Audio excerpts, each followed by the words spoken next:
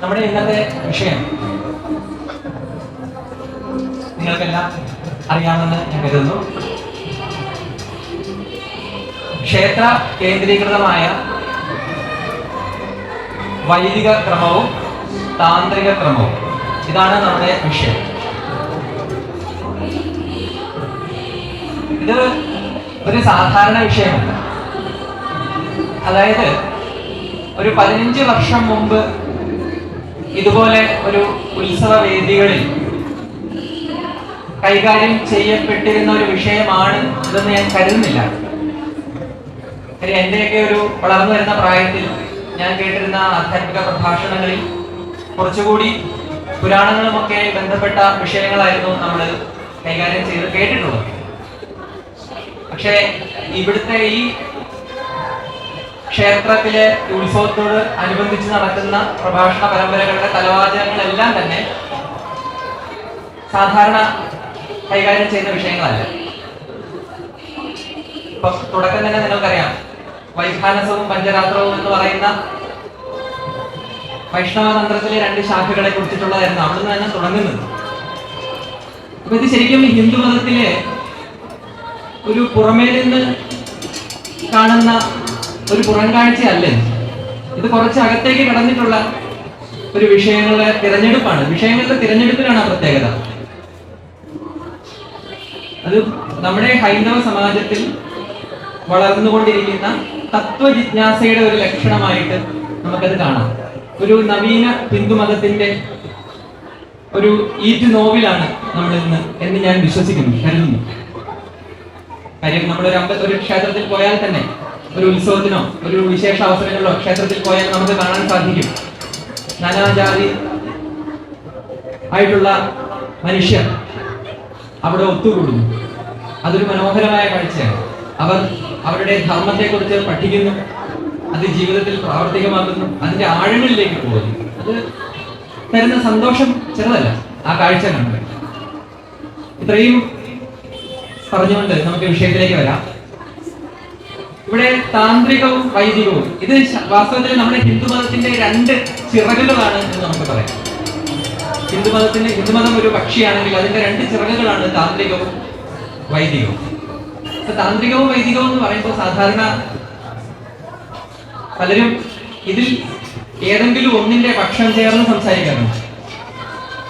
ചിലർ പറയും വൈദികമാണ് പുരാതനം, ചിലർ പറയും താന്ത്രികമാണ് പുരാതനമായിട്ടുള്ളത്. വാസ്തവത്തിൽ പുരാതനമായിട്ടുള്ളത് എന്താണ്? ഈ ധർമ്മമാണ്, ഹിന്ദു ധർമ്മമാണ്, അല്ലെങ്കിൽ സനാതന ധർമ്മമാണ് ഏറ്റവും പുരാതനമായിട്ടുള്ളത്. അതിന്റെ ഇരുപക്ഷങ്ങളായിട്ട് സമാന്തരമായി വികസിച്ചു വന്ന 2 ശാഖകളാണ് താന്ത്രികവും അതുപോലെ വൈദികവും. ഈ വിഷയത്തിൽ അവഗാഹമുള്ള കുറച്ചു പേരുമായിട്ട് സംസാരിക്കുമ്പോൾ അതിൽ ഭൂരിപക്ഷം പേരും പറയുന്നത് വൈദികത്തിന്റെ സൂക്ഷ്മ ചിന്തയിൽ നിന്ന് ഉരുത്തിരിഞ്ഞു വന്ന സ്ഥൂല ചിന്തയാണ് താന്ത്രികം. പക്ഷെ പിന്നീട് ഇത് രണ്ടും സമാന്തരമായിട്ട് വളർന്നു വികസിക്കുകയാണ് ഉണ്ടായത്.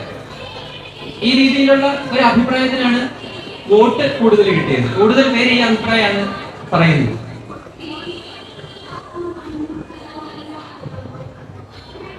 അപ്പൊ ഈ ധർമ്മത്തിന്റെ ഒരു പഴക്കമാണ് നമ്മൾ ഇവിടെ മനസ്സിലാക്കേണ്ടത്. നമ്മുടെ ഹൈന്ദവ ധർമ്മത്തിന്റെ അത് എത്ര യുഗങ്ങൾ കടന്നാണ് ഇവിടെ നിൽക്കുന്നത് എന്ന് നമ്മൾ ആലോചിക്കണം. അപ്പൊ തന്നെ ചതുർയുഗങ്ങളെ കുറിച്ച് പറയുന്നുണ്ട്. സത്യയുഗം, ത്രേതായുഗം, ദ്വാപരം, കലി, ഇങ്ങനെ 4 യുഗങ്ങളെ കുറിച്ച് പറയുന്നുണ്ട്. പക്ഷെ നമ്മൾ ചരിത്ര പുസ്തകം എടുത്ത് നോക്കുകയാണെങ്കിൽ മനുഷ്യ ചരിത്രത്തിന് അത്രയും പഴക്കമില്ല. അങ്ങനെ ഒരു വൈരുദ്ധ്യം നിങ്ങൾ ശ്രദ്ധിച്ചിട്ടുണ്ടോ എന്ന് എനിക്കറിയില്ല. ചരിത്ര പുസ്തകങ്ങളിൽ മനുഷ്യർക്ക് ലോകത്തിലെ ഏറ്റവും പുരാതനമായ സംസ്കാരം പോലും ഒരു 8000 വർഷത്തിനപ്പുറം പോകുന്നതായിട്ട് അവർ സംബന്ധിച്ച് തരില്ല ചരിത്രകാരന്മാർ. പക്ഷെ നമ്മുടെ ഭാരതത്തിന്റെ ഒരു കഥ അങ്ങനെയാണെന്ന് തോന്നുന്നില്ല. കാര്യം മഹാഭാരതത്തിൽ തന്നെ ദ്വാരക കടലെടുത്ത് പോയതിന്റെ അവശിഷ്ടങ്ങൾ കണ്ടെടുത്തപ്പോൾ അവിടെ നടത്തിയ പര്യവേക്ഷണങ്ങളിൽ കിട്ടിയ ഒരു കണ്ടെത്തൽ എന്ന് പറയുന്നത് ദ്വാരക ഉണ്ടായിരുന്നത് 9000 വർഷങ്ങൾക്ക് മുമ്പായിരുന്നു. അതായത് നമുക്ക് ഊഹിക്കാം, ദ്വാപരയുഗം അവസാനിക്കുന്നത് ഒരു 9000 വർഷങ്ങളെങ്കിലും മുൻപായിരുന്നു എന്ന് നമുക്ക് അവിടുന്ന് ഊഹിക്കാൻ പറ്റും.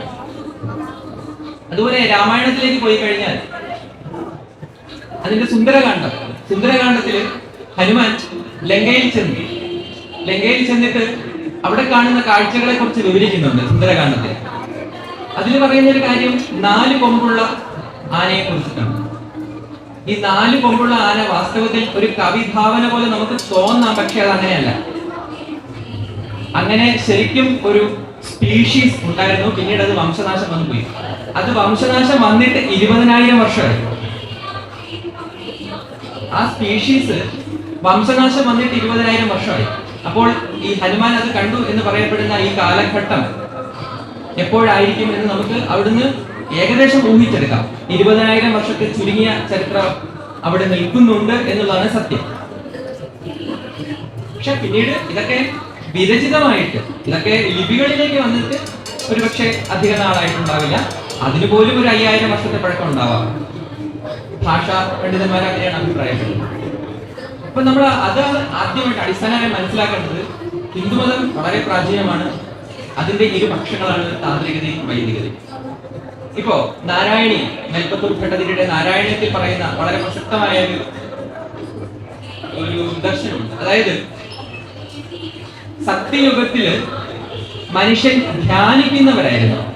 അതായത് ഒരാൾക്ക് സ്വാഭാവികമായി തന്നെ ധ്യാനിക്കാൻ സാധിക്കും.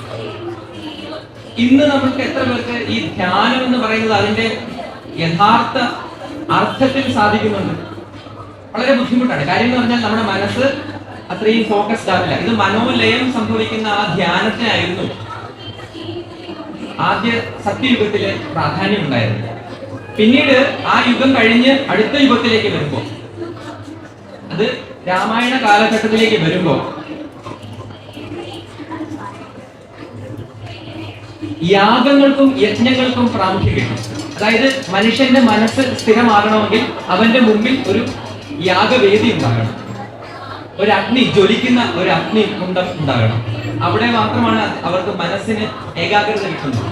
അപ്പൊ ഇങ്ങനെ ക്രമേണ കുറഞ്ഞു വരികയാണ്. മനസ്സിന്റെ ഏകാഗ്രത കുറയും തോറും മുമ്പിലുള്ള വസ്തുവിന് ഒരു രൂപം ആർജിച്ചു വരികയാണ്. ആദ്യം നിർവികൽപമായ ധ്യാനമായിരുന്നു.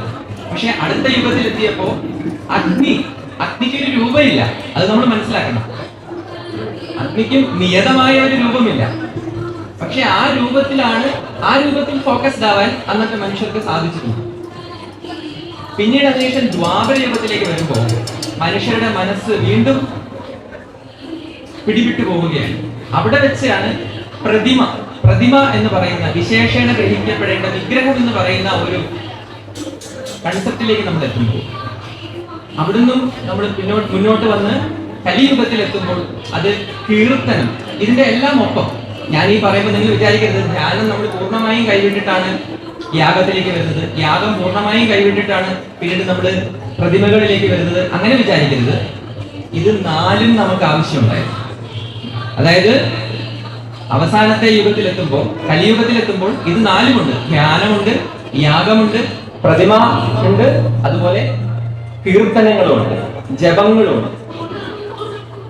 ഇതിന്റെ 4ന്റെയും ഒരു സമന്വയമായിട്ട് വേണം നമ്മൾ വാസ്തവത്തിൽ ഈ ക്ഷേത്ര സങ്കല്പത്തെ മനസ്സിലാക്കാൻ. നമ്മൾ ഇന്ന് കാണുന്ന ക്ഷേത്രം എന്ന് പറയുന്നത് ഇത് 4ഉം ചേർന്നതാണ്. അവിടെ ധ്യാനമുണ്ട്, യാഗങ്ങളുണ്ട്, വിഗ്രഹമുണ്ട്, മൂർത്തിയുണ്ട്, അതുപോലെ കീർത്തനങ്ങളുണ്ട്. ഇത് 4ന്റെയും സമഞ്ജസമായ ഒരു സമ്മേളനമാണ് വാസ്തവത്തിൽ ക്ഷേത്രം എന്ന് പറയുന്നത്. ഈ ക്ഷേത്ര തന്ത്രം, ഈ താന്ത്രികമാണ് ക്ഷേത്രം സങ്കല്പം. വൈദിക സമയത്തുണ്ടായിരുന്നതിനേക്കാൾ മനുഷ്യർക്ക് ബുദ്ധിലോഭം സംഭവിക്കുന്നത് കൊണ്ടും അന്നമയ പ്രാണരായതുകൊണ്ടും അവർക്ക് കൂടുതൽ ഒരു മൂർത്തമായ രൂപം ആവശ്യമുണ്ട്, മൂർത്തമായ ഒരു ഇടം ആവശ്യമുണ്ട്. അവർക്ക് എല്ലായിടത്തും എപ്പോഴും ധ്യാനത്തിലേക്ക് പോകാൻ പറ്റുന്നില്ല. ഇപ്പോ പുരാതന പ്രാചീന ഗ്രന്ഥങ്ങളിലൊക്കെ പറയുന്നത് പോലെ എത്ര മനോയാതി തത്ര സമാധി, ഈ പറയുന്ന അവസ്ഥയിലേക്ക് പോകാൻ അവർക്ക് സാധിക്കുന്നില്ല. അതുകൊണ്ട് ഒരു പ്രത്യേകമായി തയ്യാറാക്കപ്പെട്ട ഒരു വിധാനം ആധുനിക മനുഷ്യന് ആവശ്യമായിരുന്നു. നമ്മളൊക്കെ ആ കൂട്ടത്തിൽപ്പെടും. ആധുനിക മനുഷ്യൻ നമുക്ക് പ്രത്യേകമായി തയ്യാറാക്കപ്പെട്ട ഒരു മന്ത്രഭൂതമായിട്ടുള്ള ഒരു വിധാനം ആവശ്യമുണ്ട്. അതാണ് ക്ഷേത്രം എന്ന് പറയുന്നത്. അവിടെ ഞാൻ നേരത്തെ പറഞ്ഞതുപോലെ യുഗധർമ്മങ്ങളെല്ലാം സമന്വയിക്കുന്ന ഒരു മനോഹരമായ പരികൽപ്പനയാണ്, ഒരു മനോഹരമായ സങ്കല്പമാണ്, അതിശക്തമായ സങ്കല്പം, മനോഹരമായ ഒരു പരികൽപ്പന, മനുഷ്യ മനസ്സിലുണ്ടായ ഏറ്റവും ഉദാത്തമായ ഒരു സദ്ഭാവന. ഇത് ഇങ്ങനെയൊക്കെ വിശേഷിപ്പിക്കേണ്ട ഒന്നാണ് ഈ ക്ഷേത്രം എന്ന് പറയുന്നത്. കാര്യം ഇതിനോട് സമം വെക്കാൻ മറ്റൊന്നില്ല. നമ്മൾ പൊതുവെ പറയും അമ്പലം പള്ളി എന്നൊക്കെ നമ്മൾ പറയും. പക്ഷേ ഇതര ദേവാലയങ്ങളെ അപേക്ഷിച്ച് ക്ഷേത്രം എന്ന് പറയുന്നത് 100% വേറിട്ട് നിൽക്കും. ഇതര ദേവാലയങ്ങൾ എന്ന് പറഞ്ഞാൽ ഒരു ഇടം മാത്രമാണ്, ഒരു ഒഴിഞ്ഞ ഇടം, ഒരു ഗോപുരത്തിന് താഴെയുള്ള ഒഴിഞ്ഞ ഇടത്ത് നിന്നാണ് അവർ പ്രാർത്ഥിക്കുന്നത്. പക്ഷെ ക്ഷേത്രങ്ങൾ അങ്ങനെയാണോ? ക്ഷേത്രങ്ങൾ എന്ന് പറഞ്ഞാൽ അതിസങ്കീർണമാണ്. അതിന്റെ ഏറ്റവും ഉദാത്തമായ ഒരു ഭാവം എന്ന് പറഞ്ഞാൽ അത് മനുഷ്യ രൂപത്തിലാണ് ക്ഷേത്രത്തെ സങ്കല്പിക്കുന്നത്. മനുഷ്യനാണ് അവിടെ പ്രധാനം. ഒരിക്കൽ രാമകൃഷ്ണദേവൻ പറയുന്ന ഒരു കഥയുണ്ട്. രാമകൃഷ്ണദേവനെ ആനന്ദത്തിൽ ആറാടിച്ച ഒരു കഥയാണ്. അതായത് രാമായണം, രാവണ നിഗ്രഹത്തിന് ശേഷം രാമൻ എന്താ ചെയ്തത്? ലങ്കയുടെ അധിപനായിട്ട് രാവണ സഹോദരനായ വിഭീഷണനെ ഏൽപ്പിച്ചു. അല്ലാതെ അദ്ദേഹം ലങ്ക അടക്കി ഭരിച്ചില്ല. എന്നിട്ട് അദ്ദേഹം തന്റെ സ്വധാമത്തിലേക്ക് തിരികെ പോയി. ഒരു രാക്ഷസ രാജാവായിട്ട് വിഭീഷണൻ വാഴുന്നു. ഈ സമയത്താണ് ഒരു കപ്പൽ ഛേദത്തിൽപ്പെട്ട് കപ്പൽ തകർന്ന് ഒരു മനുഷ്യൻ എങ്ങനെയോ ലങ്കയിലെത്തി. അപ്പൊ ലങ്കയിലെത്തിയപ്പോ ഭടന്മാർ ഇദ്ദേഹത്തെ കൊണ്ടുവന്ന് രാക്ഷസ രാജാവിന്റെ മുമ്പിൽ ഹാജരാക്കി, വിഭീഷണന്റെ മുമ്പിൽ ഹാജരാക്കി. വിഭീഷണൻ ഇദ്ദേഹത്തെ കണ്ട മാത്രയിൽ കണ്ണുനീർ വാർത്തുകൊണ്ട് അദ്ദേഹത്തെ ഉപചാരങ്ങൾ ചെയ്ത് അർച്ചിക്കുവാൻ തുടങ്ങി, പൂജ ചെയ്യുവാൻ തുടങ്ങി. എന്ന് പറഞ്ഞ കാരണം എന്താണ്? എന്റെ ശ്രീരാമനെ പോലെ ഇരിക്കുന്നല്ലോ. വിഭീഷണൻ പറഞ്ഞ കാര്യമാണ്, ഈ മനുഷ്യനെ കണ്ടിട്ട് എന്റെ ശ്രീരാമനെ പോലെ ഇരിക്കുന്നല്ലോ എന്ന് പറഞ്ഞിട്ടാണ് അദ്ദേഹം അർച്ചന ചെയ്യുന്നത്. നമ്മളൊന്ന് ആലോചിച്ച് നോക്കണം, നമ്മൾ എവിടെ നോക്കിയിട്ടാണ് ഈശ്വര പൂജ ചെയ്യേണ്ടത്, നമ്മൾ എവിടെ നോക്കിയിട്ടാണ് ഈശ്വരനെ ഓർക്കേണ്ടത് എന്ന് വിഭീഷണൻ നമ്മളെ പഠിപ്പിച്ചു തരുന്നുണ്ട്. മനുഷ്യരൂപം കാണുമ്പോൾ നമുക്ക് വിരാട് പുരുഷനെ ഓർമ്മ വരണം. മനുഷ്യരൂപം സാളഗ്രാമത്തെക്കാൾ ശ്രേഷ്ഠമാണെന്നാണ് രാമകൃഷ്ണദേവൻ പറയുന്നത്. രാമകൃഷ്ണദേവൻ ഏറ്റവും ഇഷ്ടപ്പെട്ട രൂപങ്ങളിലൊന്ന് മനുഷ്യരൂപമായിരുന്നു. അദ്ദേഹം മറ്റു മനുഷ്യരൂപങ്ങൾ കാണുമ്പോൾ അദ്ദേഹത്തിന് സമാധി വരികയാണ്, അദ്ദേഹം ഈശ്വരന്റെ ഓർമ്മ വരികയാണ്. ശരിക്കും മനുഷ്യരൂപത്തിലാണ് ക്ഷേത്രങ്ങളെ സങ്കല്പിച്ചിരിക്കുന്നത്, മനുഷ്യരൂപത്തിലാണ് നമ്മൾ സകലതും സങ്കല്പിച്ചിരിക്കുന്നത്. അത് സങ്കല്പം മാത്രമല്ല, സങ്കല്പം മാത്രമല്ലത്, ഈ ബ്രഹ്മാണ്ടത്തിന്റെ അതേ രൂപത്തിലാണ് പിണ്ടാണ്ടമായ ഈ മനുഷ്യൻ രൂപവും അവതീർണമായിരിക്കുന്നത്, വിരചിതമായിരിക്കുന്നത്. ഇപ്പോ ക്രൈസ്തവ മതം, അതില് ബൈബിളില് ചില സമയങ്ങളിൽ ഈ തന്ത്രയുടെ ചില സ്വാധീനങ്ങൾ നമുക്ക് കാണാൻ സാധിക്കും. അപ്പൊ അവർ പറയുന്ന ഒരു കാര്യമുണ്ട്, ഈശ്വരൻ തന്റെ സ്വന്തം ഒരു പ്രതിരൂപത്തിൽ മനുഷ്യനെ സൃഷ്ടിച്ചു എന്ന് പറയും. അത് അങ്ങേയറ്റം വാസ്തവമായ ഒരു കാര്യമാണ്. ഈ പ്രപഞ്ചത്തിന് ഒരു രൂപമുണ്ടെങ്കിൽ അതിന് ഒരു ശിരസും ബാഹുക്കളും അരക്കെട്ടും കണങ്കാലുകളും പാദങ്ങളും ഒക്കെയുള്ള ഒരു രൂപം തന്നെയായിരിക്കും. കാര്യം അതിന്റെ ഏറ്റവും സൂക്ഷ്മ ഘടന മനുഷ്യ ശരീരമാണ്. ഇതൊരു മഹത്തായ സങ്കല്പമാണ്. ഈ രൂപത്തിലാണ് നമ്മൾ ക്ഷേത്രത്തെ സങ്കല്പിച്ചിരിക്കുന്നത്. മനുഷ്യ രൂപം കാണുമ്പോൾ നമുക്ക് ദേവതയെ ഓർമ്മ വരണം, നമുക്ക് ഈശ്വരനെ ഓർമ്മ വരണം. ഇപ്പോ നമ്മുടെ ക്ഷേത്രം ഞാൻ നേരത്തെ പറഞ്ഞു വളരെ സങ്കീർണമായ ഒരു താന്ത്രിക വിധാനമാണ്, വൈദിക താന്ത്രിക വിധാനം. നമ്മൾ അങ്ങനെ മനസ്സിലാക്കണം. ക്ഷേത്രം 100% താന്ത്രികമല്ല, 100% വൈദികവുമല്ല. മറിച്ച് വൈദിക താന്ത്രികം എന്നും താന്ത്രിക വൈദികം എന്നും അത് അങ്ങോട്ടും ഇങ്ങോട്ടും കടന്നു നിൽക്കുകയാണ്. ഇത് വെള്ളം കിടക്കാത്ത രണ്ട് അറകളല്ല. സാധാരണ ചിലർ വൈദികര് പറയും അത് യുണീക്കാണ്, താന്ത്രികർ പറയും തന്ത്രയാണ് പൂർണ്ണമായിട്ടുള്ളത്. പക്ഷെ നമ്മൾ മനസ്സിലാക്കേണ്ടത് ഇത് രണ്ടും അങ്ങോട്ടും ഇങ്ങോട്ടും ലയിച്ചു കിടക്കുകയാണ്. നമ്മുടെ ക്ഷേത്രങ്ങൾ 99% ക്ഷേത്രങ്ങളും വൈദിക താന്ത്രിക ക്ഷേത്രങ്ങളാണ്. 99% ക്ഷേത്രങ്ങളും ആചരിക്കുന്നത് തന്ത്ര സമുച്ചയം എന്ന് പറയുന്ന വൈദിക താന്ത്രിക ഗ്രന്ഥമാണ്. 1% ക്ഷേത്രങ്ങളിൽ പക്ഷേ ശാക്തേയമായ താന്ത്രിക വൈദികപരമായിട്ടുള്ള ഉപാസനാ പദ്ധതികളുണ്ട്. അതിലൊന്ന് മാടായിക്കാവാണ്. മാടായിക്കാവ്, കണ്ണൂരുള്ള മാടായിക്കാവിലെ പൂജകളും വിധാനങ്ങളും വളരെ വ്യത്യാസമാണ്. നമ്മളിവിടെ ചിന്തിക്കാൻ പോലും പറ്റാത്ത രീതിയിൽ. അവിടുത്തെ പ്രസാദം എന്ന് പറഞ്ഞാൽ കോഴിയാണ്. മാടായിക്കാവിലെ പ്രസാദം എന്ന് പറഞ്ഞാൽ കോഴി, പൊരിച്ച കോഴിയാണ്. വെജിറ്റേറിയൻ കഴിക്കുന്നവരാണെങ്കിൽ പോലും ഒന്ന് തൊട്ട് നാവേ വെക്കണം, അല്ലെങ്കിൽ അത് ദേവിക്ക് ഇഷ്ടമാകില്ല. രാമകൃഷ്ണദേവൻ വരെ അത് ചെയ്യുമായിരുന്നു. പക്ഷേ ബാക്കിയുള്ള അങ്ങനത്തെ കുറച്ച് ക്ഷേത്രങ്ങൾ മാറ്റി വെച്ചു കഴിഞ്ഞാൽ ബാക്കി 99% ക്ഷേത്രങ്ങളും തന്ത്ര സമുച്ചയത്തെ അടിസ്ഥാനപ്പെടുത്തിയിട്ടുള്ള വൈദിക താന്ത്രിക ക്ഷേത്ര സങ്കല്പങ്ങളാണ്. അവിടെ ഒരു മനുഷ്യ രൂപത്തിലാണ്, ക്ഷേത്ര പുരുഷന്റെ രൂപത്തിലാണ് നമ്മുടെ ഈ ക്ഷേത്രത്തിനെ സങ്കല്പിച്ചിരിക്കുന്നത്. രണ്ട് രീതിയിലാണ്. ഒന്ന്, കിടക്കുന്ന ഒരു ലംബമായ ഒരു രൂപം. അവിടെ എന്ന് പറയുമ്പോ ഈ പാദം എന്ന് പറയുന്നത് ഗോപുരമാണ്. എനിക്ക് തോന്നുന്നു നമ്മൾ ഏകദേശം ഗോപുരം, ഇത് ദേവന്റെ പാദമാണ്. ഈ പാദ ദർശനം തന്നെ പുണ്യമാണ്. ദേവൻ എന്ന് പറയുന്നത് ആരാണ്? ദേവൻ എന്ന് പറയുന്നത് ബോധപ്രാപ്തനായ ജീവൻ മുക്തി പ്രാപിച്ച ഒരു ജീവൻ തന്നെയാണ്. മുക്തി, ബോധോദയം എന്ന സഹസ്രാരത്തിൽ അമൃത് വർഷിക്കുന്ന ഒരു ബോധപ്രാപ്തനാണ് ഈ ക്ഷേത്ര പുരുഷൻ എന്ന് പറയുന്നത്. അദ്ദേഹത്തിന്റെ പാദങ്ങളാണ് ഈ ഗോപുരം. അത് കടന്നു വരുന്ന പ്രദക്ഷിണ വഴികളെന്ന് പറയുന്ന മതിൽക്കെട്ടെന്ന് പറയുന്നത് അദ്ദേഹത്തിന്റെ കടങ്കാലുകൾ. പിന്നീട് പ്രദക്ഷിണ വഴി അദ്ദേഹത്തിന്റെ അരക്കെട്ട്, അവിടെയാണ് കൊടിമരം. ഈ കൊടിമരം എന്ന് പറയുന്നത് നട്ടെല്ലിന്റെ പ്രതീകമാണ്. ആ ക്ഷേത്ര പുരുഷന്റെ നട്ടെല്ലിന്റെ പ്രതീകമാണ്. ശരിക്കും അത് വരേണ്ടത് ലംബമായിട്ടാണ്. കിടക്കുന്ന ഒരാളുടെ നട്ടെല്ലിൽ ലംബമായിട്ടല്ലേ വരേണ്ടത്. പക്ഷെ അത് ഒരു ഡെമോൺസ്ട്രേറ്റീവ് ഇഫക്റ്റിന് വേണ്ടി, ഒരു പ്രകടീകരണത്തിന് വേണ്ടിയിട്ടാണ് അത് ആകാശത്തേക്ക് ഉയർത്തിയിരിക്കുന്നത്.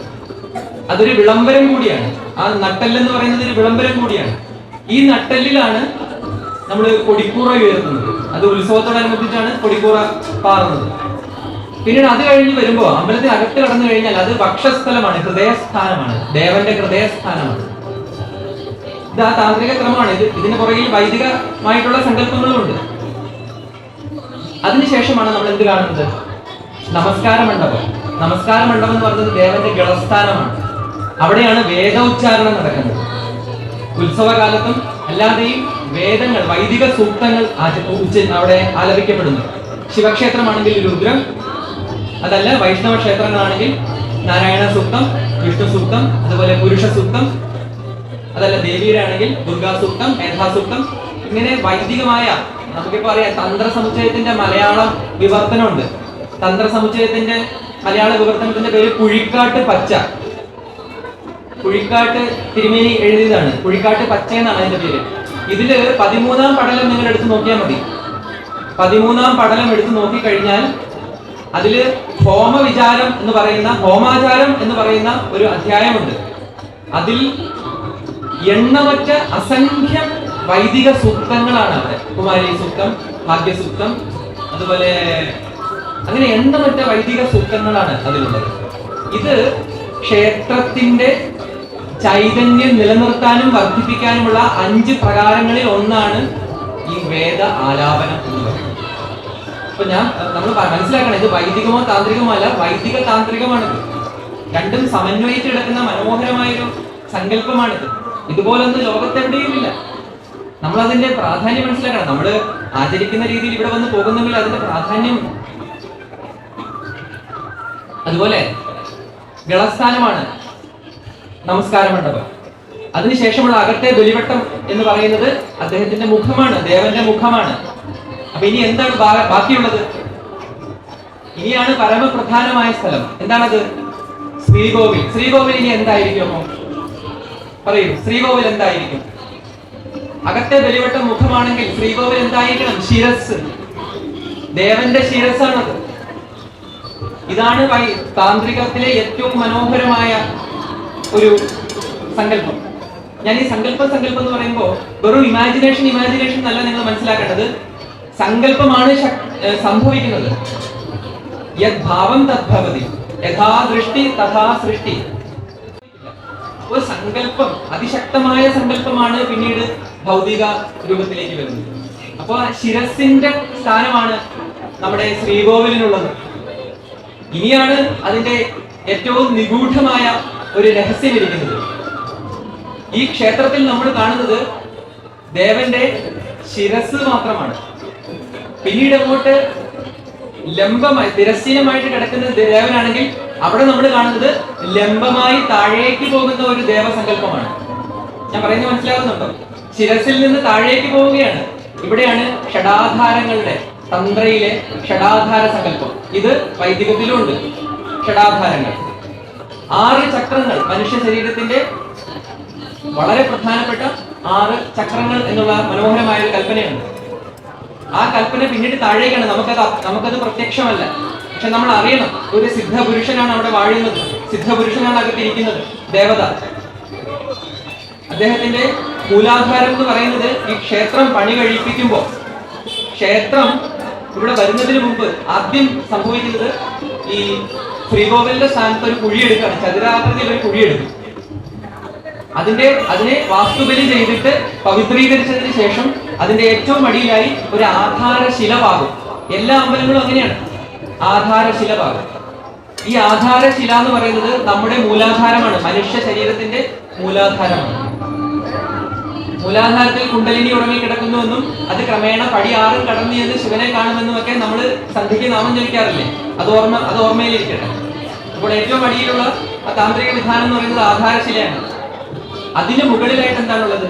അതിന് മുകളിൽ സ്വാധിഷ്ഠാനം എന്ന് പറയുന്ന ഒരു ചക്രമുണ്ട്. ആ ചക്രത്തിനെ സൂചിപ്പിക്കുന്ന ഒരു പീഠമുണ്ട്. ആ പീഠത്തിനുള്ളിൽ വിത്തുകൾ നിറച്ചിരിക്കും. വിത്തുകൾ എന്ന് പറയുമ്പോൾ നിങ്ങൾ ഓർമ്മയിരിക്കണം, വിത്തുകൾക്ക് മരണമില്ല, നാശമില്ല. എത്ര വർഷങ്ങൾ കഴിഞ്ഞാലും അതിന് മുളകൊട്ടാൻ സാധിക്കും. വെള്ളവും അനുകൂല സാഹചര്യങ്ങളും വന്നാലും മുളകൊട്ടാൻ, അതായത് അതിന് ജീവനുണ്ട്. പ്രകൃതിയുടെ ജീവൻ അതിൽ സന്നിഹിതമാണ്, മരണമില്ല. ദേവതകൾക്ക് മരണമില്ല. അപ്പൊ ഇതെന്ന് പറയുന്നത് നമ്മുടെ ലിംഗമൂലമാണ്. ഏത്? സ്വാധിഷ്ഠാനം. അത് സൃഷ്ടിയുടെ കേന്ദ്രമാണ്. അതുകൊണ്ടാണ് അവിടെ ബീജരൂപത്തിലുള്ള വിത്തുകൾ വെക്കുന്നത്. ഇതെല്ലാം മനോഹരമായ കൽപ്പനകളാണ്. പിന്നീട് അടുത്തത് ഏതാണ്? മണിപൂരകം എന്ന് പറയുന്ന നിറച്ച നിധികുംഭം എന്ന അർത്ഥത്തിലുള്ള, മണിപൂരകം എന്ന അർത്ഥം വരുന്ന ചക്രമാണ്. അവിടെ ശരിക്കും എന്താണുള്ളത്? നിധികുംഭമുണ്ട്. ക്ഷേത്രത്തിന്റെ ശ്രീകോവിലിന് താഴെ 3ാമത്തെ ആധാരത്തിൽ എന്താണുള്ളത്? നിധികുംഭം. അതായത് നവരത്നങ്ങളും കനകാദികളും നിറച്ച കുംഭം. ഒന്നുകിൽ ശില കൊണ്ട്, അതല്ലെങ്കിൽ ചെമ്പ് കൊണ്ടുള്ള കുംഭം. അതിൽ നിധി ഉണ്ടാവും. പണ്ട് കാലത്ത് വീടുകൾ പണിയുമ്പോഴും ഈ സ്വർണം വയ്ക്കുന്ന ഒരു ഏർപ്പാടുണ്ടായിരുന്നു. അതൊക്കെ ഈ സങ്കല്പമാണ്. ഈ വാസ്തുപുരുഷൻ, ക്ഷേത്രപുരുഷൻ നമ്മുടെ പുരുഷ സങ്കല്പങ്ങളാണ്, മനുഷ്യ സങ്കല്പങ്ങളാണ് ഈ ഷഡാധാരങ്ങളെ കേന്ദ്രീകരിച്ചിട്ടുള്ളത്. പിന്നീട് വരുന്നതാണ് അനാഹത പത്മം, ഹൃദയഭാഗമാണ്. ഹൃദയഭാഗത്ത് ഒരു താമരയാണ്, കല്ലിൽ കൊത്തിയ ഒരു താമര. ഇതെല്ലാം മണ്ണിനടിയിലാണ് കേട്ടോ. കല്ലിൽ കൊത്തിയ ഒരു താമരയുണ്ട്. താമരയുടെ മുകളിൽ ഒരു ആമയുണ്ട്, ഒരു കൂർമ്മം. ഈ ആമ നോക്കുന്നത് ദേവൻ എങ്ങോട്ടാണോ നോക്കുന്നത് അതേ ദിക്കിലേക്ക് നോക്കി നിൽക്കുന്ന ഒരു ആമയുണ്ട്. ഈ ആമ എന്ന് പറയുന്നത് എന്താണ്? ഈ കൂർമ്മം എന്ന് പറയുന്നത് എന്താണ്? ശ്വാസനിശ്വാസങ്ങളാണ്, പ്രാണനാണ്. പ്രാണൻ, ദേവന്റെ പ്രാണനാണ് കൂർമ്മം. പതഞ്ജലിയുടെ യോഗസൂത്രങ്ങളിൽ അത്തരം ഒരു കൽപ്പനയുണ്ട്. കൂർമ്മനാഡിയിൽ മനസ്സ് കേന്ദ്രീകരിച്ച് ഏകാഗ്രചിത്തനാവാൻ സാധിക്കുമെന്ന ഒരു കൽപ്പനയുണ്ട്. അത് വെച്ച് നോക്കുമ്പോൾ നമുക്ക് കൃത്യമായി മനസ്സിലാക്കാൻ സാധിക്കും ഈ കൂർമ്മം എന്ന് പറയുന്നത് പ്രാണന്റെ പ്രതിനിധാനമാണ് എന്ന് നമുക്ക് മനസ്സിലാവും. പിന്നീടാണ് അവശേഷിക്കുന്ന 2 ചക്രങ്ങളുണ്ട്. ഒന്ന് വിശുദ്ധി. വിശുദ്ധി ചക്രം എന്ന് പറഞ്ഞാൽ നമ്മുടെ കണ്ഠനാളമാണ്. ഇതിന് സമാനമായ ഒരു യോഗനാളമാണ് അവിടെ സ്ഥാപിക്കുന്നത്. ഒരു ഒഴിഞ്ഞ അകം ശൂന്യമായ ഒരു യോഗനാളം. അതിന് മുകളിലാണ് നപുംസകശില. ആ ശിലയ്ക്ക് മുകളിൽ പീഠം വെച്ച് അവിടെയാണ് നമ്മൾ ദേവന്റെ പ്രാണപ്രതിഷ്ഠ നടത്തുന്നത്. പ്രതിഷ്ഠ നടത്തുന്ന സ്ഥലം. അപ്പൊ എത്ര അടരുകൾ കടന്നാണ് അത് അവിടെ എത്തുന്നത്. നമ്മൾ കാണുന്നത് അതിന്റെ ഒരു അംശം മാത്രമാണ്, 6ൽ ഒരു അംശം മാത്രമാണ്. അപ്പൊ എന്താണ് ഇതിന്റെ അർത്ഥം? ഇതിന്റെ അർത്ഥം എന്ന് പറഞ്ഞാൽ മൂലാധാരത്തിൽ കിടക്കുന്ന കുലകുണ്ടലിനി ഓരോ പടിയും കടന്ന് അത് മുകളിലേക്ക് എത്തി സഹസ്രാര പത്മത്തിൽ എത്തുമ്പോൾ എന്താണ് സംഭവിക്കുന്നത്? ശിവശക്തി ഐക്യം. അതായത് പുരുഷ പ്രതിഷ്ഠയാണെങ്കിൽ താഴെ ഇരിക്കുന്ന പീഠം സ്ത്രീ ശിലയായിരിക്കണം. ഇനി ദേവീ പ്രതിഷ്ഠയാണെങ്കിൽ അത് വെച്ചിരിക്കുന്ന പീഠം പുരുഷ ശിലയായിരിക്കണം. ശിലകളിലും ഈ വ്യത്യാസമുണ്ട്. അവിടെ എന്താണ് സംഭവിക്കുന്നത്? ശിവശക്തി ഐക്യം. പ്രകൃതി പുരുഷ ഐക്യം, ജീവാത്മ പരമാത്മ ഐക്യം എന്നോ ബ്രഹ്മ പ്രകൃതി ഐക്യം എന്നോ ഏത് രീതിയിൽ നമുക്ക് പറഞ്ഞാലും പ്രപഞ്ചത്തിന്റെ സകല പൊരുളും അവിടെ സന്നിഹിതമാണ്. അപ്പോ കുലകുണ്ടലിനി ഉണർന്ന് സഹസ്രാരം, അതായത് ഷടാധാരങ്ങളും ഭേദിച്ച് സഹസ്രാരത്തിലെത്തിയ ഒരു എന്താ പറയാ ജീവൻ മുക്തനാണ് അവിടെ ഇരിക്കുന്നത്. ക്ഷേത്ര പുരുഷൻ എന്ന് പറഞ്ഞാൽ ഒരു യോഗീശ്വരനാണ്, ഒരു യോഗേശ്വരനാണ്. അപ്പോൾ ഒരു സങ്കല്പമുണ്ട്, ഈ നമ്മൾ ഈ സഹസ്രാരത്തിൽ എത്തിക്കഴിഞ്ഞാൽ അവിടുന്ന് അമൃത് വർഷിക്കുമെന്ന് ഒരു സങ്കല്പമുണ്ട്. ഈ അമൃത് അവിടുന്ന് വർഷിച്ച് നമ്മുടെ 72,000 നാഡികളെയും സേചനം ചെയ്യും. മനുഷ്യ ശരീരത്തിലെ 72,000 നാഡികളെയും സേചനം ചെയ്യും ഈ അമൃത്. ഇതാണ് നമുക്ക് കിട്ടുന്ന തീർത്ഥം. ദേവന്റെ അമൃതാണിത്. ദേവൻ കണ്ട ഈശ്വര ദർശനത്തിന്റെ പ്രത്യക്ഷ തെളിവായിട്ടുള്ള ആ അമൃതാണ് നമുക്ക് കിട്ടുന്ന തീർത്ഥം. ഈ തീർത്ഥം പല അമ്പലങ്ങളിലെയും തീർത്ഥം ഔഷധം കൂടിയാണ്. ഇതിനൊരു മഹത്തായ ഒരു സങ്കല്പം, മഹത്തായ ഒരു ഉൾക്കാഴ്ച, ഒരു ദർശനം ഈ ക്ഷേത്ര സങ്കല്പത്തിന്റെ പിന്നാമ്പുറത്തുണ്ട് എന്ന് നമ്മൾ ഒരിക്കലും മറന്നു പോകരുത്. ഇത്രയും ബോധമുണ്ടെങ്കിലാണ് നമ്മൾ ചെന്ന് നിൽക്കുന്നത് എവിടെയാണ് എന്ന് നമുക്ക് ഉത്തമ ബോധ്യം വരിക. മറ്റൊന്ന് പറയാനുള്ളത് പൂജകളെ കുറിച്ചിട്ടാണ്. കുറച്ച് വേഗത്തിൽ പോവാം. പൂജകൾ ക്ഷേത്രത്തിലെ ചൈതന്യ ലോപം വരാതിരിക്കാൻ വേണ്ടി ചെയ്യേണ്ടത് നിത്യവും നൈമിത്തികവുമായിട്ടുള്ള കർമ്മങ്ങളുണ്ട്, പൂജകളുണ്ട്. നിത്യ പൂജയും നൈമിത്തികങ്ങളായി വരുന്ന, ഇപ്പൊ വർഷത്തിൽ ഒരിക്കൽ വരുന്ന ഉത്സവം, 12 വർഷത്തിൽ ഒരിക്കൽ ചെയ്യേണ്ട ഹോമാദി കലശങ്ങൾ, ഇങ്ങനെ നൈമിത്തികങ്ങളായ ഒരുപാട് കർമ്മങ്ങളിലൂടെയാണ് ക്ഷേത്രത്തിന് ചൈതന്യം വർദ്ധിപ്പിച്ചു കൊണ്ടുവരുന്നത്. അതില് പൂജ എന്ന് പറഞ്ഞാൽ പഞ്ചോപചാര പൂജയുണ്ട്. അതാണ് ഏറ്റവും ചുരുങ്ങിയ പൂജ, 5 അംഗങ്ങൾ. അതായത് 5 എന്ന് പറയുമ്പോൾ നമുക്കറിയാം പഞ്ചഭൂതങ്ങളെ പ്രതിനിധി, ഇത് മുഴുവൻ സിംബോളിക്കാണ്, പ്രതിനിധാനമാണ്. ഈ പ്രപഞ്ചത്തിലെ ഒന്നും നമ്മൾ വെറുതെ നമ്മൾ ഒന്നിനെയും ഒഴിവാക്കുന്നില്ല. പഞ്ചഭൂതങ്ങളെയും നമ്മൾ പ്രതിനിധാനം ചെയ്തുകൊണ്ട് അവിടെ സമർപ്പിക്കുകയാണ് ദേവന്. അപ്പൊ എന്തൊക്കെയാണ് അവിടെ സമർപ്പിക്കുന്നത്? ചന്ദനം. ചന്ദനം ഭൂമിയുടെ പ്രതീകമാണ്. പഞ്ചോപചാര പൂജയിൽ ചന്ദനമുണ്ട്, പിന്നെ നിവേദ്യമുണ്ട്. നിവേദ്യം ജലത്തിന്റെ പ്രതീകമാണ്. മറ്റൊന്നെന്ന് പറഞ്ഞത് ധൂപം. ധൂപം എന്ന് പറയുന്നത് വായുവിന്റെ. പിന്നെ ദീപം. ദീപം അഗ്നിയുടെ. ഇനിയുള്ളത് ആകാശമാണ്. ഓർഡറൊന്നും തെറ്റി. എന്നാൽ ഇനിയുള്ളത് ആകാശമാണ്. ആകാശത്തിന്റെ പ്രതിനിധാനമാണ് പുഷ്പം. അപ്പൊ ഇങ്ങനെ ഈ 5 പ്രകാരങ്ങളിൽ നമ്മൾ എന്താണ് ചെയ്യുന്നത്? എന്റെ പഞ്ചഭൂതങ്ങളും ഞാൻ ദേവന് സമർപ്പിക്കുകയാണ്. ഒരു ബലിയാണിത്, ഒരു ആത്മബലിയാണിത്. അതിൽ തന്നെ നിവേദ്യമാണ് ഏറ്റവും പ്രധാനം. നിവേദ്യത്തിന് എന്താണ് പ്രാധാന്യം? നിവേദ്യം പിന്നീട് നമ്മൾ എന്ത് ചെയ്യും? ഭക്ഷിക്കും. അപ്പൊ ഈ ബലി ഹവ്യമാണ് നമ്മൾ പിന്നീട് ഭക്ഷിക്കുന്നത്. ഭഗവത്ഗീതയിൽ പറയുന്നുണ്ട്. എന്താണ് പറയുന്നത്? അതായത് യജ്ഞശിഷ്ടം. ഇത് വൈദിക മതത്തിന്റെ യജ്ഞശിഷ്ടം ഭുജിച്ച് പാപങ്ങളെ പോക്കുവാൻ ഭഗവാൻ അർജുനനോട് പറയുന്നുണ്ട്. ഇതേ വൈദിക സങ്കല്പമാണ് ക്ഷേത്രത്തിലുള്ളത്. ഈ നിവേദ്യം, ഇങ്ങനെ അർപ്പിക്കപ്പെടുന്ന നിവേദ്യം എന്ന് പറയുന്നത് ഈ ശാന്തി അല്ലെങ്കിൽ ഈ തന്ത്രിയുടെ സ്വശരീരം തന്നെയാണ്. അത്രയും മന്ത്രഭൂതമാക്കിയ ശരീരം ദേവന് സമർപ്പിക്കുകയാണ്. അതായത് തന്ത്രത്തിൽ പറയുന്ന ഒരു നിയമം എന്ന് പറഞ്ഞാൽ അർച്ചകസ്യ പ്രഭാവേന ശിലാഭവതി ശങ്കരൻ. അതായത് ഈ അർച്ചകന്റെ പ്രഭാവം കൊണ്ടാണ് കല്ല് ശിവനായി തീരുന്നത്. അപ്പം ആർക്കാണ് പ്രാധാന്യം? ആചാര്യനും ആചാര്യന്റെ തപസ്സിനും പ്രാധാന്യമുണ്ട്. ക്ഷേത്രത്തിലെ ആചാര്യന്റെ തപസ്സിന് പ്രാധാന്യമുണ്ട്. അപ്പോ ഈ നിവേദ്യം ഈശ്വരന് സമർപ്പിക്കുകയാണ്. അവിടെയും ഒരു ഐക്യം സംഭവിക്കുകയാണ്. ഞാൻ അവിടെ ഇല്ല, ഞാൻ എന്നെ തന്നെ നിഷേധിച്ചുകൊണ്ട് ഈശ്വരനെ എന്നെ സർവാംഗ സമർപ്പിക്കുന്നു. ഇതും ഞാൻ നേരത്തെ പറഞ്ഞ ക്രൈസ്തവ മതത്തില് ഈ ബലി എന്ന് പറയുന്ന ഈ താന്ത്രിക സങ്കല്പം, ഭാരതീയമായ താന്ത്രിക സങ്കല്പം വന്നിട്ടുണ്ട്. അതിന്റെ നിഴൽ വീണ് കിടപ്പുണ്ട്, അതിന്റെ ഛായ പടർന്നു കിടപ്പുണ്ട്.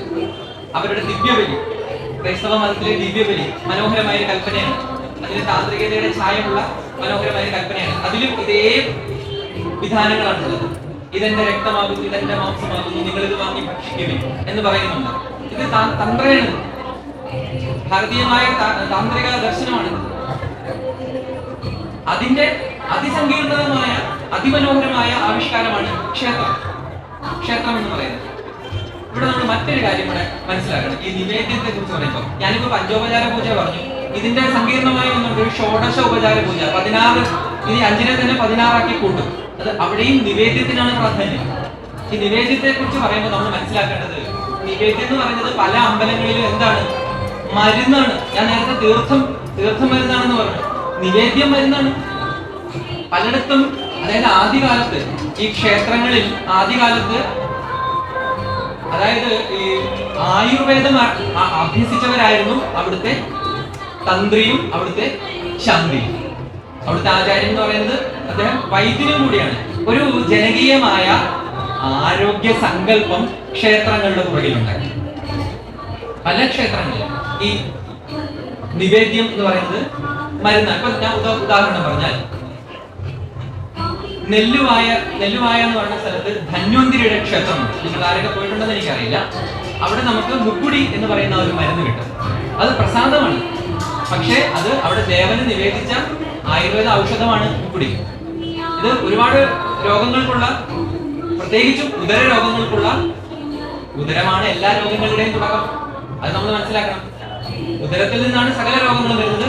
ഉദരത്തിലൂടെ മാത്രമേ രോഗങ്ങൾ സുഖപ്പെടൂ. അത് ഒരിക്കലും മറന്നു പോകാതിരിക്കട്ടെ. ഇതും നമ്മുടെ വൈദികവും താന്ത്രികവുമായ കൽപ്പനകളിലുണ്ട്. ഉദരത്തിലൂടെ വരുന്ന രോഗം ഉദരത്തിലൂടെ മാത്രമേ ശാന്തമാകൂ. അപ്പോ മുക്കുടി എന്ന് പറയുന്നത് ഒരു ഔഷധമാണ്. അതുപോലെ കദളി. ഇപ്പൊ ഗുരുവായൂര്, ഞാൻ പറയാതെ തന്നെ നിങ്ങൾക്കറിയാം, ഗുരുവായൂര് മേൽപ്പത്തൂരിന് രോഗശാന്തി കിട്ടിയ കഥയൊക്കെ നിങ്ങൾക്ക് എല്ലാവർക്കും അറിയാം. അപ്പൊ ഗുരുവായൂര് ദേവതയ്ക്ക് ആ ഒരു കഴിവുണ്ട്, രോഗശാന്തി നൽകാനുള്ള കഴിവുണ്ട്. ദേവതയ്ക്ക് ആ കഴിവുണ്ടെങ്കിൽ ദേവതയ്ക്ക് അർപ്പിച്ച നിവേദ്യത്തിനും ആ കഴിവുണ്ടായിരിക്കും. അവിടുത്തെ പ്രധാനപ്പെട്ട അർച്ചനകളൊന്ന് കദളിപ്പഴമാണ്. കദളിപ്പഴത്തിന് സർവ്വരോഗ സംഹാരിയാണ്, അല്ലെങ്കിൽ ഒരുപാട് രോഗങ്ങൾക്കുള്ള ശമനൌഷധമാണ് എന്ന് വൈദിക കാലം മുതൽ കദളിപ്പഴത്തെ കരുതി പോരുന്നു. ഞാനിത് വെറും വാക്കല്ല, ദയവ് ഇത് നിങ്ങളത് ഗൗരവത്തിൽ എടുക്കണം. കദളിപ്പഴം ഔഷധമാണ്. കർക്കിടക രോഗം, ഇത് നിർമ്മലാനന്ദഗിരി സ്വാമി പറഞ്ഞത്. കർക്കിടക രോഗം എന്ന് പറഞ്ഞാൽ എന്താണ്? കർക്കിടക രോഗം, കർക്കിടകം എന്ന് പറഞ്ഞാൽ അതിന്റെ ചിഹ്നം എന്താണ്? ഞണ്ട്. അപ്പൊ എന്താണ് ആ രോഗം? അറിയാം, ക്യാൻസർ. കർക്കിടക രോഗത്തിനുള്ള ഏറ്റവും ഉത്തമമായ ഔഷധം കദളിപ്പഴമാണ്. ഞാനിത് പറഞ്ഞെന്ന് വെച്ച് നാളെ തൊട്ട് കദളിയാണ് ഒരേ ഒരു മരുന്ന്, ആ അർത്ഥത്തിലേ അല്ല പറയുന്നത്. അത് ഓർമ്മയിരിക്കുക, ആ അർത്ഥത്തിലല്ല പറയുന്നത്. ആന്റി ഓക്സിഡൻസ് അടങ്ങിയിട്ടുള്ള കദളിപ്പഴം സേവിച്ചു കഴിഞ്ഞാൽ അത് രോഗങ്ങളിൽ നിന്ന് നമ്മളെ പ്രതിരോധിക്കും. പ്രത്യേകിച്ചും കർക്കിടക രോഗം. കർക്കിടക രോഗം വരുന്നത് ശരീരത്തിൽ ഓക്സിഡേറ്റീവ് സ്ട്രെസ് വരുമ്പോഴാണ്. അത് വേറൊരു വിഷയമാണ്, നമ്മൾ അങ്ങോട്ട് പോകുന്നില്ല. അപ്പൊ കദളിപ്പഴം ആണ് ഇതിന്റെ ഏറ്റവും ഉദാത്തമായ ഉത്തമമായ ഒരു കലവറ. ഇനിയും ഉണ്ട്, ഒരുപാട് ഉദാഹരണങ്ങളുണ്ട്. അതായത് സ്വാമിജി പറയുന്ന ഒരു കാര്യമുണ്ട്. അതായത് മലബാറിലെ ചീമേനി എന്ന് പറയുന്ന ഒരു സ്ഥലത്തെ ഒരു ക്ഷേത്രത്തിലെ ഒരു കുരുതി ഉണ്ട്, അത്രേ കുരുതി. ആ കുരുതി സേവിച്ചാൽ വിഷം ഇറങ്ങും. അതായത് ഒരു 50-60 വർഷം മുമ്പ് വരെ പാമ്പ് കടിച്ചവരെ അവിടെയാണ് കൊണ്ടുപോയിക്കൊണ്ടിരുന്നത്. അവിടെ ചെന്ന് ഈ മരുന്ന് സേവിച്ചാൽ, മരുന്നല്ല കുരുതി, നിവേദ്യം സേവിച്ചു കഴിഞ്ഞാൽ വിഷം ഇറങ്ങും. അപ്പോ ഒരു ആരോഗ്യ സങ്കല്പവും ഇതിന്റെ പുറകിലുണ്ട്. ആയുർവേദവും പ്രകൃതി നിർദ്ധാരണവും പ്രകൃതി ചികിത്സയും ചേർന്നിട്ടുള്ള ഒരു ആരോഗ്യ സങ്കല്പം പണ്ട് കാലം മുതൽ ക്ഷേത്രത്തിന്റെ കൂടെ ഉണ്ടായിരുന്നു. അതിന്റെയും കൂടെ ഒരു പ്രാധാന്യം നിവേദ്യത്തിനുണ്ട്. അല്ലാതെ നിവേദ്യം കേവലം അങ്ങോട്ട് കൊടുത്ത് തിരിച്ചെടുക്കുന്ന ഒരു പടച്ചോറ് മാത്രമാണ് നിവേദ്യം എന്ന് നമ്മൾ കരുതരുത്. അത് ശമനൌഷധമാണ്, അത് ഔഷധം തന്നെയാണ്, അത് അമൃതാണ്. മറ്റൊന്ന് പറയാനുള്ളത്,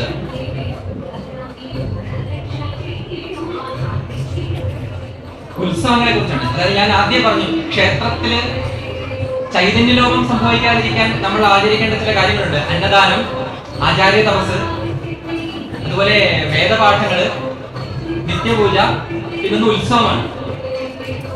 ഉത്സവത്തെ കുറിച്ചും പ്രത്യേകിച്ചും ഇവിടെ ഉത്സവം നടന്നുകൊണ്ടിരിക്കുന്ന ഈ ഒരു സന്ദർഭത്തിൽ നമ്മൾ ഉത്സവത്തിന്റെ ഒരു തത്വം കൂടെ മനസ്സിലാക്കുന്നത് നന്നായിരിക്കും. ഉത്സവം എന്ന് പറയുന്നത്, ഇപ്പൊ നിത്യകർമ്മങ്ങൾ ചെയ്യുന്ന ക്ഷേത്രത്തിൽ ചൈതന്യലോകം ഉണ്ടാവരുത്. കാര്യം നിത്യേന നമ്മൾ കർമ്മങ്ങൾ ചെയ്തുകൊണ്ടിരിക്കാം. എന്നിരുന്നാൽ കൂടിയും നമ്മൾ അറിഞ്ഞുകൂടാതെ നമ്മളിലേക്ക് ഈ ചുതി ചൈതന്യ ലോകം വന്നു ചേരും. എങ്ങനെയാണ് അതൊക്കെ വന്നു ചേരുക? പല പ്രകാരങ്ങളിൽ. ഒന്ന്, ക്ഷേത്രത്തിനുള്ളിൽ ബലിവട്ടത്തിനുള്ളിൽ നമ്മുടെ നഖങ്ങളോ നമ്മുടെ മുടിയോ ഒക്കെ വീഴുന്നത് ദേവന് ചൈതന്യ ലോകം സംഭവിക്കാം. പിന്നെ ഒന്നെന്ന് പറയുന്നത് ഉറക്കെ സംസാരിക്കുക. ബലിവട്ടത്തിനകത്ത് നിന്ന് ഉറക്കെ സംസാരിക്കുക, പരസ്പരം വഴക്ക് കൂടുക, ഇതൊക്കെ ദേവന് ചൈതന്യ ലോകം സംഭവിക്കും. ദേവന് കോപവും ഉണ്ടാകും. നാലമ്പലത്തിനുള്ളിൽ ബലിവട്ടത്തിനുള്ളിൽ നമ്മൾ ദേവതയെ അനുനയിച്ച് ശാന്തമായി വേണം നമ്മൾ നിൽക്കാൻ. ദേവത അനുഗ്രഹിക്കണമെങ്കിൽ അനുനയത്തിലൂടെ സാധിക്കും. ദേവതയെ അനുനയിച്ചുകൊണ്ട് വേണം നമ്മൾ അവിടെ നിൽക്കാൻ. അവിടെ നമ്മൾ പക്ഷേ ഉറക്കെ സംസാരിക്കുന്നതും മറ്റൊരാളെ വഴക്ക് പറയുന്നതൊക്കെ ദേവതയിലാണ് അത് വന്നു ചേരുന്നത്. പിന്നെ ചൈതന്യലോകം ഉണ്ടാകാനുള്ള ഒരു പ്രധാനപ്പെട്ട കാരണമുണ്ട്. അതെന്ന് പറയുന്നത് നമ്മളെല്ലാവരും ചിലപ്പോൾ ചെയ്തു പോകാനുള്ള കാര്യങ്ങളാണ്. മറ്റൊരാൾക്ക് ദോഷം സംഭവിക്കണം എന്ന് നമ്മൾ പ്രാർത്ഥിക്കും. എന്റെ ശത്രുവായിരിക്കും, ആ ശത്രുവിനെ കൊണ്ട് എനിക്ക് ഒരുപാട് ദോഷങ്ങൾ ഉണ്ടാവാം. അപ്പോൾ അതിന് പകരമായിട്ട് എന്റെ ദേവത ഇയാളോട് പകരം ചോദിക്കും. നമ്മൾ അടുത്ത കാലത്ത് കണ്ടൊരു സിനിമ അതിനെ പ്രൊമോട്ട് ചെയ്യുന്ന ഒരു സിനിമയെ നമ്മൾ കണ്ടു, അല്ലെ? കാന്താര എന്ന് പറയുന്ന സിനിമയില് ഗുളികൻ ആവേശിച്ച ഒരു ദൃശ്യങ്ങളുണ്ട്. അപ്പൊ നമുക്കൊരു ധാരണയുണ്ട്, ദേവത നമുക്ക് വേണ്ടി മറ്റൊരാളോട് യുദ്ധത്തിന് പോകാം അല്ലെങ്കിൽ അത്തരത്തിലുള്ള കർമ്മങ്ങൾ ചെയ്യാം എന്ന് നമുക്കൊരു ധാരണയുണ്ട്. പക്ഷെ നമ്മൾ മനസ്സിലാക്കേണ്ടത് സാത്വികമായ വിധാനങ്ങളാണ് 99% ക്ഷേത്രങ്ങളിലുള്ളത്. കേരളത്തിൽ തന്ത്രസമുച്ചയം ഞാൻ നേരത്തെ പറഞ്ഞു, തന്ത്രസമുച്ചയം അടിസ്ഥാനപ്പെടുത്തിക്കൊണ്ടാണ് നമ്മുടെ പൂജകളും നിത്യനൈമിത്തിക കർമ്മങ്ങൾ തീരുമാനിച്ചിരിക്കുന്നത്. ഇത് സാത്വികമാണ്. നമ്മുടെ എല്ലാ ദേവതകളും സാത്വികമായ ദേവതകളാണ്. 3 തരത്തിലുള്ള ഉപാസനാ പദ്ധതികളുണ്ട്. സാത്വികമുണ്ട്, രാജസികമുണ്ട്, താമസികമുണ്ട്. അതിൽ തന്നെ നമ്മൾ പിന്തുടരുന്നത് സാത്വികമായ ഉപാസനാ രീതികളാണ്. ഈ ഉപാസനാ രീതികളിൽ ദേവതയോട് ആവശ്യപ്പെടരുതാത്ത ഒരു കാര്യമാണ് മറ്റൊരാളുടെ ദോഷം. മറ്റൊരാൾക്ക് ദോഷം സംഭവിക്കണമെന്നുള്ള പ്രാർത്ഥന യാതൊരു പ്രകാരത്തിലും നമ്മൾ ക്ഷേത്രത്തിൽ ചെയ്തുകൂടാ. ക്ഷേത്രത്തിൽ ഒരു പ്രാർത്ഥന ചെയ്യുന്നതിന് ചില വിധങ്ങളുണ്ട്. ഒന്നെന്ന് പറയുന്നത് അവിടെ കാണിക്ക സമർപ്പിച്ചതിന് ശേഷം വേണം പ്രാർത്ഥിക്കാൻ. കാര്യം അങ്ങോട്ടുണ്ടെങ്കിലേ ഇങ്ങോട്ടും ഉള്ളൂ. ഇത് ഒരു പാലമാണ്, അങ്ങോട്ടും ഇങ്ങോട്ടും ഉള്ള ഒരു പാലമാണ്. അത് ഈശ്വരനല്ല എന്ന് നമ്മൾ മനസ്സിലാക്കണം. മനുഷ്യന്റെ തന്നെ കുറച്ചുകൂടി വിപുലീകൃതമായിട്ടുള്ള ഒരു സങ്കല്പമാണ് ഈ ക്ഷേത്ര പുരുഷൻ, ക്ഷേത്ര ദേവത എന്ന് പറയുന്നത്. അപ്പോൾ അവർക്കൊരു ഭാഷയുണ്ട്, അവർക്കൊരു രീതിയുണ്ട്, ഒരു വിധാനമുണ്ട്. അത് നമ്മൾ മാനിച്ചേ പറ്റും. അവിടേക്ക് എന്തെങ്കിലും കൊടുത്തിട്ട് വേണം നമ്മൾ നമ്മുടെ ആവശ്യം ഉണർത്തിക്കാൻ. ഇനി ഒന്നും ഉണർത്തിച്ചില്ലെങ്കിലും പ്രശ്നമില്ല. കാര്യം എന്താണ്? എല്ലാ ദേവതകൾക്കും പൊതുവായിട്ടൊരു ഗുണമുണ്ട്, അത് ആത്മീയ തേജസ്സാണ്. ആത്മീയമായ ജ്ഞാനം ഉണ്ടാകണം, അല്ലെങ്കിൽ എനിക്ക് കുണ്ടലിനി ഉദ്ധാനം ഉണ്ടാകണം എന്ന് നമുക്ക് ഏത് ദേവതയോട് പ്രാർത്ഥിക്കാം. പക്ഷെ മറ്റു കാര്യങ്ങൾ പ്രാർത്ഥിക്കുമ്പോൾ ചില കാര്യങ്ങൾ നമ്മൾ പ്രത്യേകം അറിഞ്ഞിരിക്കണം. ഒന്ന്, മറ്റൊരാൾക്ക് ദോഷം ഉണ്ടാകുന്നത് ഒരിക്കലും പ്രാർത്ഥിക്കരുത്. അങ്ങനെ പ്രാർത്ഥിച്ചാലുള്ള കുഴപ്പം എന്താണ്? ദേവതയ്ക്ക് ഒരു കാര്യം വെച്ച്, ഒരു ദക്ഷിണ വെച്ച് നമ്മളൊരു കാര്യം പറഞ്ഞാൽ എന്ത് സംഭവിക്കുമെന്നാണ് സങ്കല്പം. അത് നടത്തിത്തരാൻ ദേവത ബാധ്യസ്ഥമാണ്. നമ്മൾ പറയുന്നത് എന്തായാലും അത് നടത്തിത്തരാൻ ബാധ്യസ്ഥമാണ്. അവിടെ നമുക്കത് അനുഭവിക്കാനുള്ള യോഗം കൂടി ഉണ്ടാകണം. നമ്മുടെ കർമ്മങ്ങളും കൂടി അതിന് അനുകൂലമാകണം. ഇതെല്ലാം ഒത്തു വന്നു കഴിഞ്ഞാൽ നമ്മുടെ പ്രാർത്ഥന ഫലിച്ചിരിക്കും, സഫലമാകും, സംശയമില്ല. അങ്ങനെ നമ്മൾ ഒരാൾക്ക് ദോഷം വരണമെന്ന് ദക്ഷിണ കാണിക്ക വെച്ച് പ്രാർത്ഥിച്ചു കഴിഞ്ഞാൽ ദേവതയ്ക്ക് അത് ചെയ്യാതിരിക്കാൻ സാധിക്കില്ല. അങ്ങനെയാണ് ഈ സങ്കല്പം. അങ്ങനെ ചെയ്തു കഴിഞ്ഞാൽ നമ്മൾ ഒരാൾക്കൊരു ദോഷം ചെയ്താൽ എന്താണ് അതിന്റെ അടുത്ത പടി? നമ്മൾ ചെയ്യുന്ന കർമ്മം തീർച്ചയായിട്ടും അതിന്റെ ഗുണഫലം നമ്മളിലേക്ക് വരും. നമ്മൾ ചെയ്യുന്ന കർമ്മത്തിന് കർമ്മഫലമുണ്ട്, ഒരു സംശയവും വേണ്ട. കർമ്മവും കർമ്മഫലവുമാണ് ഈ ലോകത്തിന്റെ അടിസ്ഥാന നിയമം. നിങ്ങൾ എന്ത് ചെയ്യുന്നുവോ അത് നിങ്ങൾക്ക് കിട്ടും. വിതയ്ക്കാനൊരു കാലം ഉണ്ടെങ്കിൽ കൊയ്യാൻ മറ്റൊരു കാലമുണ്ട്. ഇതിൽ നിന്ന് ഈശ്വരനും മാറി നിൽക്കാൻ പറ്റില്ല. അപ്പോ ദേവതകൾക്ക് ഇത് മാറി നിൽക്കാൻ പറ്റുമോ? ഒരിക്കലും സാധിക്കില്ല. ദേവതകൾക്കും പാപം വരും. ദേവതകളുടെ പാപം വരുമ്പോൾ എന്താണ് സംഭവിക്കുക? ദേവതകളുടെ ചൈതന്യ ലോപമാണ് അവിടെ സംഭവിക്കുക. ദേവതകളുടെ ചൈതന്യം ലോപിച്ചു കഴിഞ്ഞാൽ ആ ദേശത്തിനാണ് അതിന്റെ ഒരു ലോകം ഉണ്ടാവുക, ആ ഗ്രാമത്തിനാണ് അതിന്റെ ലോകം ഉണ്ടാവുക. അപ്പോ ഇങ്ങനെ പല പ്രകാരങ്ങളിൽ ദേവതകൾക്ക് ചൈതന്യ ലോകം ഉണ്ടാവും. അങ്ങനെ ഉണ്ടാകുന്ന ചൈതന്യ ലോകത്തെയും പാപങ്ങളെയും പോക്കുവാനാണ് വർഷത്തിലൊരിക്കൽ നമ്മൾ ഉത്സവം നടത്തുന്നത്. ഒരു ഉത്സവം എന്നുള്ള വാക്കിന്റെ അർത്ഥം തന്നെ മുകളിലേക്കുള്ള ഒഴുക്കുന്ന, മുകളിലേക്കുള്ള ഒഴുക്ക്. ഒരു കുടത്തിലെ വെള്ളം അടിയിൽ ഒരു ദ്വാരം ഉണ്ടെങ്കിൽ താഴേക്ക് ഒഴുകി പോകും. ഇതാണ് ചൈതന്യ ലോകം. അതേ പാത്രത്തെ അതിന്റെ ദ്വാരമടച്ച് അതിലേക്ക് ജലം പകരുമ്പോൾ അത് മുകളിലേക്ക് ഒഴുകുന്നു, അത് മുകളിലേക്ക് ഉയരുന്നു. ഇതാണ് ഉത്സവം. ഉത്സവം മുകളിലേക്കുള്ള ഒഴുക്ക്, നീരൊഴുക്ക്. ഇപ്പൊ നമ്മളൊരു പാത്രത്തിൽ വെള്ളം കുറവാണ്, അത് നിറയ്ക്കാൻ വേണ്ടി നമ്മൾ കിണറ്റിൽ നിന്ന് കോരി ഒഴിച്ചു, ഒരു തൊട്ടി ഒഴിച്ചു, നിറഞ്ഞില്ല. പിന്നെ നമ്മൾ എന്താ, അടുത്ത തൊട്ടി ഒഴിച്ചു, അത് പകുതി ഒഴിച്ചപ്പോൾ നിറഞ്ഞു പോയി. ബാക്കി എന്ത് ചെയ്യും നമ്മള്? ബാക്കി നമ്മൾ കുടത്തിലേക്ക് തന്നെ ഒഴിച്ചുകൊണ്ടിരുന്നാൽ അത് 4 പാടും ചെതറില്ലേ, 4 പാടേക്ക് ഒഴുകി പരക്കില്ലേ? ഈ ഒഴുകി പരക്കുന്ന അമൃതധാരയാണ് ഉത്സവം. അതായത് ഒരു ഉത്സവ സമയത്ത് ദേവചൈതന്യം 4 വശത്തേക്കും ഒഴുകി പരക്കുന്നു. ദേവൻ അത്യധികം സന്തുഷ്ടനായിട്ടാണ് ഉത്സവ സമയത്ത് ഇരിക്കുന്നത്. അദ്ദേഹത്തിന്റെ ഞാൻ നേരത്തെ പറഞ്ഞു അമൃത്, അദ്ദേഹത്തിന്റെ ശിരസിൽ നിന്ന് വരുന്ന അമൃത് 4 ഭാഗത്തേക്കും ഒഴുകി പടർന്നുകൊണ്ടിരിക്കണം. ഇത് ഗ്രാമങ്ങൾ മുഴുവൻ ആപ്ലാവിതമാണ്. മുഴുവൻ ഗ്രാമവും മുഴുവൻ ദേശവും അവിടുത്തെ ഓരോ മനുഷ്യരും അതിൽ നിമജ്ജനം ചെയ്തിരിക്കുകയാണ്. കൊടിയേറ്റ് എന്ന് പറയുന്നത് ഈ കുണ്ടലിനി ഉദ്ധാനത്തിന്റെ ഒരു പ്രതീകമാണ്. കൊടിയേറ്റ് ഉത്സവത്തിന്റെ ആദ്യത്തെ പടി എന്ന് പറയുന്നത് കൊടിയേറ്റാണ്. ഇപ്പൊ ഞാൻ നേരത്തെ പറഞ്ഞു ഒരു കലശമായിട്ട് വേണം നമ്മൾ ഇതിനെ ഓർക്കാൻ. അതായത് ഈ ക്ഷേത്രത്തിന്റെ ഘടന തന്നെ കലശം, ഒരു കുളം പോലെയാണ്. അതായത് ഈ അമ്പലത്തിന്റെ ചുറ്റുമതിൽ എന്ന് പറയുന്നത് ഇപ്പൊ എങ്ങനെയാണെന്ന് അറിയില്ല, വാസ്തവത്തിൽ അത് തന്ത്രസമുച്ചയത്തിൽ പറയുന്നത് അത് അല്പം അകത്തേക്ക് ചരിച്ചു വേണം പണിയാൻ. ഒരു കുടത്തിന്റെ വശം എങ്ങനെയാണോ ഇരിക്കുന്നത് അതുപോലെ വേണം അത് നിർമ്മിക്കാൻ എന്നാണ് പറയുന്നത്. അപ്പൊ കൊടിയേറ്റ് എന്ന് പറയുന്നത് നമ്മുടെ കുണ്ടലിനി ഉദ്ധാനത്തിന്റെ ഒരു സൂചനയാണ്. ഈ കുണ്ടലിനി ഉദ്ധാനത്തിലൂടെയാണ് നമ്മുടെ ആഗ്രഹങ്ങൾ സഫലമാകുന്ന ഒരു രീതി. ഇപ്പൊ വിവേകാനന്ദ സ്വാമി രാജയോഗത്തിൽ പറയും, ഒരാൾ വിചാരിക്കുന്നു തന്റെ പ്രാർത്ഥന സഫലമായി എന്ന്, പക്ഷെ അയാൾ അറിയുന്നില്ല അത് തന്റെ പ്രകൃതത്തിൽ നിന്നാണ് വന്നതെന്ന്. ശയിച്ചു കിടക്കുന്ന ഉറങ്ങിക്കിടക്കുന്ന കുലകുണ്ടലിനിയുടെ ശക്തി ഒരു കടുകുമണിയോളമെങ്കിലും ഉണർന്നു കഴിഞ്ഞാൽ നിങ്ങളുടെ പല ആഗ്രഹങ്ങളും സാധിക്കപ്പെടുന്നു എന്നാണ് പറയുന്നത്. അപ്പം ഈ ഉണരുന്ന കുലകുണ്ടലിനിയുടെ ഉദ്ധാനത്തിന്റെ ലക്ഷണമാണ് ഈ കൊടിമരം. ഈ കൊടിമരം പണ്ട് കാലത്ത്, ഇപ്പോഴാണ് അത് സ്വർണം പൂശി കൊടിമരങ്ങളൊക്കെ ഉള്ളത്. പണ്ട് കാലത്ത് ഒരു കവുങ്ങായിരുന്നു. ഏതെങ്കിലും വീട്ടിൽ നിന്ന് വെട്ടിക്കൊണ്ടുവരുന്ന കവുങ്ങാണ് നമ്മൾ എന്തായിട്ട് ഉപയോഗിച്ചത്? കൊടിമരമായിട്ട് ഉപയോഗിച്ചത്. ഇപ്പൊ ഇവിടെ ഒരു സംഭവം ഉണ്ടായതിനു ശേഷം, ഇടിവെട്ടി കൊടിമരം നശിച്ചതിന് ശേഷം ഇപ്പോൾ സ്ഥാപിച്ചിരിക്കുന്നത് ഒരു കവുങ്ങാണ്. ഇവിടെ ഞാൻ കണ്ടിട്ടുള്ളത് ആലും മാവും, ആലിന്റെ ഇലയും മാവും കൂടെ ചേർത്ത് 2 ചരടിൽ കെട്ടി മുകളിലേക്ക് ഉയർത്തും. ഇത് ഇടാ പിങ്കള നാടികളാണെന്നാണ് സങ്കല്പം. ഇടയിലൂടെയും പിങ്കളിലൂടെയും നമ്മൾ ചെയ്യുന്ന ശ്വാസനിശ്വാസങ്ങളിലാണ്, ഈ ക്രിയായോഗത്തിലൂടെയാണ് കുണ്ടലിനി ഉണരേണ്ടതും കുണ്ടലിനി ഉയരേണ്ടത്.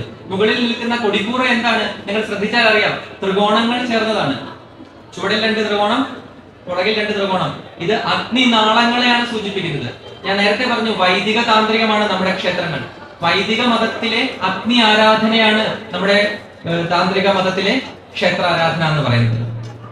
യാഗം തന്നെയാണ് നമ്മൾ ഈ കാണുന്ന ക്ഷേത്ര സങ്കല്പം എന്ന് പറഞ്ഞത്. യാഗസങ്കല്പം തന്നെയാണ് ക്ഷേത്ര സങ്കല്പം. യാഗത്തിന്റെ കുറെ കൂടെ വിപുലീകൃതമായ ഒരു താന്ത്രിക ക്രിയയാണ് ക്ഷേത്രം എന്ന് പറയുന്നത്. മറ്റൊന്നെന്ന് പറയുന്നത് അവിടെ വിശേഷാൽ പൂജകൾ നടക്കും ആ സമയത്ത്. അതിനുശേഷം പള്ളിവേട്ടയുണ്ട്. പള്ളിവേട്ടയുടെ പ്രാധാന്യം നമ്മൾ മനസ്സിലാക്കിയിരിക്കണം. പള്ളിവേട്ട എന്ന് പറഞ്ഞാൽ ദേവൻ ഗ്രാമത്തിന്റെ അതിർത്തി വരെ പോയി മൃഗങ്ങളെ, വന്യജീവികളെ വേട്ടയാടി മനുഷ്യർക്ക് ധൈര്യം പകരുന്ന ഒരു പ്രവൃത്തിക്ക് പറഞ്ഞ പേരാണ് പള്ളിവേട്ട. ഈ പള്ളിവേട്ട പണ്ട് കാലത്ത് ഗ്രാമത്തിന്റെ അതിർത്തിയിൽ പോയിട്ട് ദേവൻ മടങ്ങും, ബലി തൂവിയിട്ട് തിരികെ മടങ്ങും. എന്താണ് ആ സങ്കല്പം? അതിനുശേഷം വനമാണെന്ന് സങ്കല്പിക്കും. ഗ്രാമം കഴിഞ്ഞാൽ വനമാണ് വരേണ്ടത്. പണ്ട് കാലത്ത് അത് അങ്ങനെയായിരുന്നു. ഒരു ഗ്രാമം കഴിഞ്ഞാൽ പിന്നെ ആരണ്യമാണ്, വനമാണ്. പിന്നീടാണ് അടുത്ത ഗ്രാമം ആരംഭിക്കുന്നത്.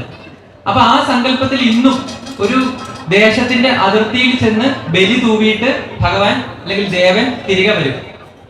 പള്ളിവേട്ട കഴിഞ്ഞ് തിരികെ വരും. ഇത് പ്രതീകമാണ്, മനോഹരമായ പ്രതീകമാണ്. ഈ ഗ്രാമം എന്ന് പറയുന്നത് മനുഷ്യന്റെ ബോധമനസ്സാണ്. മനുഷ്യന്റെ ബോധമനസ്സിന്റെ പ്രതീകമാണ് ഈ ഗ്രാമം. ഗ്രാമത്തിന്റെ അതിർത്തിയിൽ തുടങ്ങുന്ന വനം എന്ന് പറയുന്നത് നമ്മുടെ അബോധ മനസ്സാണ്. ഈ വനത്തിനുള്ളിലെ ഹിംസ്ര ജന്തുക്കൾ എന്ന് പറയുന്നത് നമ്മുടെ തന്നെ ഉള്ളിലെ ആസുരീക ഭാവനകളാണ്. അപ്പോൾ ഈ ഭാവനകളെ വേട്ടയാടി നശിപ്പിക്കുന്നു, ആസുരീക പ്രവണതകളെ വേട്ടയാടി നശിപ്പിച്ച് മനുഷ്യരെ ധാർമ്മികരാക്കുന്ന പ്രവൃത്തിയുടെ ഒരു നാടകീയമായിട്ടുള്ള താന്ത്രികമായിട്ടുള്ള ആവിഷ്കാരമാണ് പള്ളിവേട്ട. അത് ഉത്സവകാലങ്ങളിൽ വളരെ പ്രധാനപ്പെട്ട ഒന്നാണ് പള്ളിവേട്ട എന്ന് പറയുന്നത്. ഇനി ഏറ്റവും പ്രധാനപ്പെട്ട ഒരു ചടങ്ങ് എന്ന് പറയുന്നത് എന്താണ്? ആറാട്ട്. എന്താണ് ആറാട്ട്? ആറാട്ട് എന്ന് പറയുന്നത് ആ പേര് സൂചിപ്പിക്കുന്ന പോലെ ഉത്സവം കഴിയുമ്പോൾ ആറാട്ട് എന്ന് പറഞ്ഞാൽ ആനന്ദത്തിന്റെ ആറാട്ട് തന്നെയാണ്. ആനന്ദത്തിന്റെ കവിഞ്ഞൊഴുകലാണത്. ഈ സമയത്ത് ദേവതയെ മറ്റൊരു കുളത്തിലോ അല്ലെങ്കിൽ മറ്റൊരു ഒഴുകുന്ന നദിയിലോ ദേവതയെ നമ്മൾ കൊണ്ടുപോയി നിമജ്ജനം ചെയ്ത് കുളിപ്പിച്ച് തിരികെ കൊണ്ടുവരുന്നത്. അതായത് മൂലബിംബത്തിൽ നിന്ന് ഉത്സവ ബിംബത്തിലേക്ക് ആവാഹിച്ച് ആനപ്പുറത്തേറ്റി നമ്മൾ കൊണ്ടുപോയി കുളിപ്പിച്ച് തിരികെ കൊണ്ടുവരുന്നു. ഇത് നേരത്തെ പറഞ്ഞ ആനന്ദധാരയുടെ ഒരു പ്രകടീകൃതമായിട്ടുള്ള താന്ത്രിക കർമ്മമാണ്. ഈ സമയത്ത് ദേവത അത്യന്തം ആനന്ദം ഭരിതമായിരിക്കും. നമ്മൾ രണ്ട് സമയങ്ങളിൽ നമ്മളുടെ എല്ലാ പ്രിയപ്പെട്ടവരെയും ഓർക്കും. ഒന്ന്, നമ്മുടെ ജീവിതത്തിൽ എന്തെങ്കിലും ഒരു നല്ല കാര്യം സംഭവിക്കുമ്പോൾ നമ്മൾ നമ്മുടെ പ്രിയപ്പെട്ടവരെ ഓർക്കും. അല്ലെങ്കിൽ നമ്മുടെ ജീവിതത്തിലെ ഒരു മോശം ടൈം വരുമ്പോൾ നമ്മൾ നമ്മുടെ പ്രിയപ്പെട്ടവരെ ഓർക്കാം. ഇവിടെ ദേവന്റെ ജീവിതത്തിലെ ഏറ്റവും മനോഹരമായ നിമിഷം എന്ന് പറയുന്നത് ആറാട്ടാണ്. ആറാടുന്ന നിമിഷം, ആനന്ദത്തിൽ ആറാടുന്ന നിമിഷം. അദ്ദേഹത്തിന് തന്റെ എല്ലാ മക്കളെയും കാണണം. ആ ദേശത്തിന്റെ എല്ലാവരെയും ദേവന് കാണണം. പുതിയ തലമുറ അടക്കം എല്ലാവരെയും. അതായത് കാലത്തിന്റെ കർമ്മസാക്ഷിയാണ് അദ്ദേഹം. നമ്മളും നമുക്ക് മുമ്പും നമ്മുടെ അച്ഛന് മുമ്പും മുത്തച്ഛന് മുമ്പും മുത്തച്ഛന്റെ മുത്തച്ഛന് മുമ്പും ഒക്കെ നമ്മുടെ മുഴുവൻ തലമുറകളെയും ഇദ്ദേഹം അനുഗ്രഹിച്ചുകൊണ്ടിരിക്കുകയാണ്. ഇവരുടെ മുഴുവൻ കാര്യവും നോക്കിക്കൊണ്ടിരിക്കുകയാണ്. എത്രയോ നൂറ്റാണ്ടുകളായിട്ട് അവിടെയുള്ള ആളാണ്. നമ്മളോട് നമ്മളെക്കാൾ ബന്ധമുണ്ട് അദ്ദേഹത്തിന്. ക്ഷേത്ര ദേവതയ്ക്ക് നമ്മളോട് നമ്മളെക്കാൾ ബന്ധമുണ്ട്. അപ്പോൾ ആറാട്ടിന്റെ അന്ന് നമ്മൾ എത്ര ദൂരെയായിരുന്നാലും, നിങ്ങളുടെ പരദേവതാ ക്ഷേത്രത്തിലായാലും നിങ്ങളുടെ ദേശദേവതാ ക്ഷേത്രത്തിലായാലും, ആറാട്ടിന്റെ ദിവസം കഴിയുന്ന അന്ന് പണ്ടുകാലത്തെ നിയമം തന്നെ ഉണ്ടായിരുന്നു. ആറാട്ടിന്റെ അന്ന് എല്ലാ ഗ്രാമവാസികളും അവിടെ വന്ന് ദേവതയുടെ ആ അമൃതത്തിൽ, ആ അമൃത വർഷത്തിൽ നമ്മൾ ആപ്ലാവിതമാകണം എന്നൊരു സങ്കല്പം തന്നെ ഉണ്ടായിരുന്നു. ഇപ്പോഴും അതിന് മാറ്റമൊന്നും വന്നിട്ടില്ല. ഇത് കഴിഞ്ഞാൽ ദേവൻ തിരികെ ഉത്സവ ബിംബത്തിൽ നിന്ന് മൂലബിംബത്തിലേക്ക് തിരികെ ആവാഹിച്ച് ദേവനെ തിരികെ ശ്രീകോവിലിൽ കൊണ്ടിരുത്തുന്നു. തന്ത്രിയാണ് കേട്ടോ. ഉത്സവ സമയത്ത് തന്ത്രിയാണ്, ശാന്തിയല്ല. തന്ത്രിയാണ് ഇതെല്ലാം ചെയ്യുന്നത്. അറിയാലോ, തന്ത്രിയുടെ ശിഷ്യനാണ്. അത് നമ്മൾ മറന്നു പോകരുത്. തന്ത്രി മന്ത്രദീക്ഷ കൊടുത്ത ശിഷ്യനാണ് ദേവത. പ്രാണപ്രതിഷ്ഠയ്ക്ക് മുമ്പ് മന്ത്രദീക്ഷ നൽകി മന്ത്രഭൂതനാക്കും. തന്റെ മാനസപുത്രനാണ് ദേവത. തന്ത്രിയുടെ മാനസപുത്രനാണ് ദേവത. അപ്പൊ തിരികെ കൊണ്ട് അവിടെ ഇരുത്തി പിന്നീട് നിത്യ കർമ്മങ്ങളിലേക്ക് ദേവത തിരികെ പോകുന്നു. ഇതാണ് പ്രധാനപ്പെട്ട സങ്കല്പങ്ങളിൽ ഒന്ന്. അപ്പോ ക്ഷേത്രത്തിന്റെ ഘടന, പൂജകളുടെ പ്രാധാന്യം, അതുപോലെ ഉത്സവം. ഇങ്ങനെ ഇനിയുള്ളത് അന്നദാനം, ആചാര്യ തപസ്സാണ്. ആചാര്യ തപസ് ഞാൻ നേരത്തെ പറഞ്ഞു, അർച്ചകസ്യ പ്രഭാവേന ശിലാഭവതി ശങ്കര എന്ന് പറഞ്ഞു. അർച്ചകന്റെ പ്രഭാവത്തിലാണ് ശില പോലും ശങ്കരനായി തീരുന്നത്. അപ്പം ആചാര്യന്റെ തപസ് വളരെ പ്രധാനമാണ്. ഞാനൊരു കാര്യം പറയാം. നമ്മുടെ മതത്തിൽ മാത്രമാണ് മത നേതൃത്വം അല്ലെങ്കിൽ ഒരു ആത്മീയ നേതൃത്വത്തിൽ ഇരിക്കുന്ന ഒരാൾ നിർബന്ധിതമായ ദാരിദ്ര്യ വ്രതത്തിൽ ജീവിക്കുന്നുണ്ട്. അത് ഹിന്ദു മതത്തിന്റെ ഒരു പ്രത്യേകതയാണ്. ഇതര മതങ്ങളിൽ പുരോഹിത എന്ന് പറയുന്ന ആ ഒരു സെക്ട് അത്യാവശ്യം നല്ല സമ്പന്നരായിരിക്കും. അത് ആ രീതി അങ്ങനെയാണ്, ആ രീതി വിധാനം അങ്ങനെയാണ്. പക്ഷേ നമുക്കറിയാം, ക്ഷേത്രവുമായി ബന്ധപ്പെട്ടുള്ള പുരോഹിത കുടുംബങ്ങൾ എന്ന് പറയുന്നത് ഇന്നും അനുഷ്ഠിച്ച് തന്നെയാണ് അവർ ജീവിക്കുന്നത്. ദാരിദ്ര്യം എന്നൊരു വ്രതം അവർ അറിയാതെ പോലും അവരുടെ തലമുറകളായി പേറി വരുന്നുണ്ട്. ഇത് ആചാര്യ തപസ്സിന്റെ ഒരു ഭാഗമാണ്. ഈ ദാരിദ്ര്യ വ്രതം എന്ന് പറയുന്നത് ആചാര്യ തപസ്സിന്റെ ഒരു ഭാഗമാണ്. ഇനിയുള്ളത് വേദപാരായണം. ഞാൻ നേരത്തെ പറഞ്ഞു, കുഴിക്കാട്ട് പച്ച എന്നുള്ള ഗ്രന്ഥത്തിൽ ആ ഹോമവിചാരം എന്നുള്ള ഭാഗം എടുത്ത് നോക്കിക്കഴിഞ്ഞാൽ അസംഖ്യം എന്ത് കാണാൻ സാധിക്കും? വൈദിക സൂക്തങ്ങൾ കാണാൻ സാധിക്കും. തദനുസൃതമായ, ഇപ്പൊ ശിവനാണെങ്കിൽ രുദ്രം, വൈഷ്ണവമാണെങ്കിൽ വിഷ്ണു സൂക്തം, നാരായണ സൂക്തം, അതുപോലെ ദേവിയാണെങ്കിൽ ദുർഗാ സൂക്തം, മേധാസൂക്തം, അതുപോലെയുള്ള സൂക്തങ്ങൾ. അങ്ങനെ തദനുസൃതമായ സമാന്തരമായ വൈദിക സൂക്തങ്ങൾ ആലപിച്ചുകൊണ്ട് വേണം അമ്പലത്തിലെ ക്ഷേത്രത്തിലെ ദേവന് ചൈതന്യം വർദ്ധിപ്പിക്കേണ്ടത്. ഇങ്ങനെ പഞ്ചപ്രകാരങ്ങളിലൂടെ ചൈതന്യം വർദ്ധിപ്പിക്കുന്ന, അങ്ങനെ വർദ്ധിപ്പിച്ച് മനുഷ്യന്, അതായത് നമ്മൾ മനസ്സിലാക്കേണ്ട ഒരു കാര്യമുണ്ട്. എനിക്ക് ഒരു ആത്മീയമായിട്ട് ഉന്നതി വേണമെങ്കിൽ ഞാൻ എന്താണ് ചെയ്യേണ്ടത്? ആദ്യം ഞാൻ ഒരു ഗുരുവിനെ ആശ്രയിക്കണം. ഒരു ഗുരുവിനെ പോയി ആശ്രയിച്ച് ഗുരുവിൽ നിന്ന് മന്ത്രദീക്ഷ സ്വീകരിച്ച് ഗുരുവിനെ സേവിച്ച് അദ്ദേഹം പറയുന്നത്ര കാലം അദ്ദേഹത്തെ സേവിച്ച് അക്ഷരലക്ഷം ഉരുവിട്ട് മന്ത്രസിദ്ധി വന്നാൽ മാത്രമാണ് എന്നിൽ മാറ്റങ്ങൾ സംഭവിക്കുള്ളൂ. അതിനൊരു പക്ഷേ വർഷങ്ങൾ, വ്യാഴവട്ടങ്ങളുടെ കാത്തിരിപ്പ് ആവശ്യമുണ്ട്.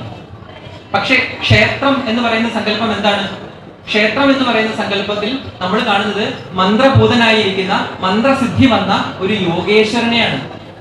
അപ്പോൾ നമ്മൾ അവിടെ നിൽക്കുമ്പോൾ എന്താണ് സംഭവിക്കുന്നത്? ഒരു ക്ഷേത്രത്തിനുള്ളിൽ നമ്മൾ പ്രവേശിക്കുമ്പോൾ എന്താണ് സംഭവിക്കുന്നത് അതറിയണമെങ്കിൽ നിങ്ങൾ ഒരു കമ്പി വലിച്ചു കെട്ടുക. ഒരു കമ്പി വലിച്ചു കെട്ടിയതിനു ശേഷം അതിനടുത്ത് അതേ നീളത്തിലും അതേ ബലത്തിലും മറ്റൊരു കമ്പി കെട്ടുക. ഇതിലേതെങ്കിലും ഒന്നിനെ മാത്രം ദോലനം ചെയ്യുക. ഏതെങ്കിലും ഒരു കമ്പിയെ മാത്രം നമ്മൾ നീട്ടിക്കൊണ്ടിരിക്കുക. ക്രമേണ എന്ത് സംഭവിക്കും? തൊട്ടടുത്തിരിക്കുന്ന കമ്പി യാതൊരു പ്രവൃത്തിയും കൂടാതെ തന്നെ അനുരണനം ചെയ്തു തുടങ്ങും. സിമ്പതറ്റിക് വൈബ്രേഷൻ എന്ന് പറയും. ഒന്നും ചെയ്യണ്ട, നമ്മൾ ഈ കമ്പി നീട്ടിക്കൊണ്ടിരുന്നാൽ മാത്രം മതി. അടുത്തിരിക്കുന്ന കമ്പിയിലേക്കും അതിനടുത്ത കമ്പിയിലേക്കും അതിനടുത്ത കമ്പിയിലേക്കും ഇതിങ്ങനെ വ്യാപിക്കും. ഇത് സിമ്പതറ്റിക് വൈബ്രേഷൻ എന്ന് പറയും. ഇതാണ് നമ്മുടെ ക്ഷേത്ര സങ്കല്പം. മന്ത്രഭൂതനായി മന്ത്രസിദ്ധി വന്ന ഒരു യോഗീശ്വരൻ ഇരിക്കുന്ന ക്ഷേത്രത്തിൽ നമ്മൾ വെറുതെ വന്നാൽ മതി, വെറുതെ വന്ന് നിന്നാൽ മതി.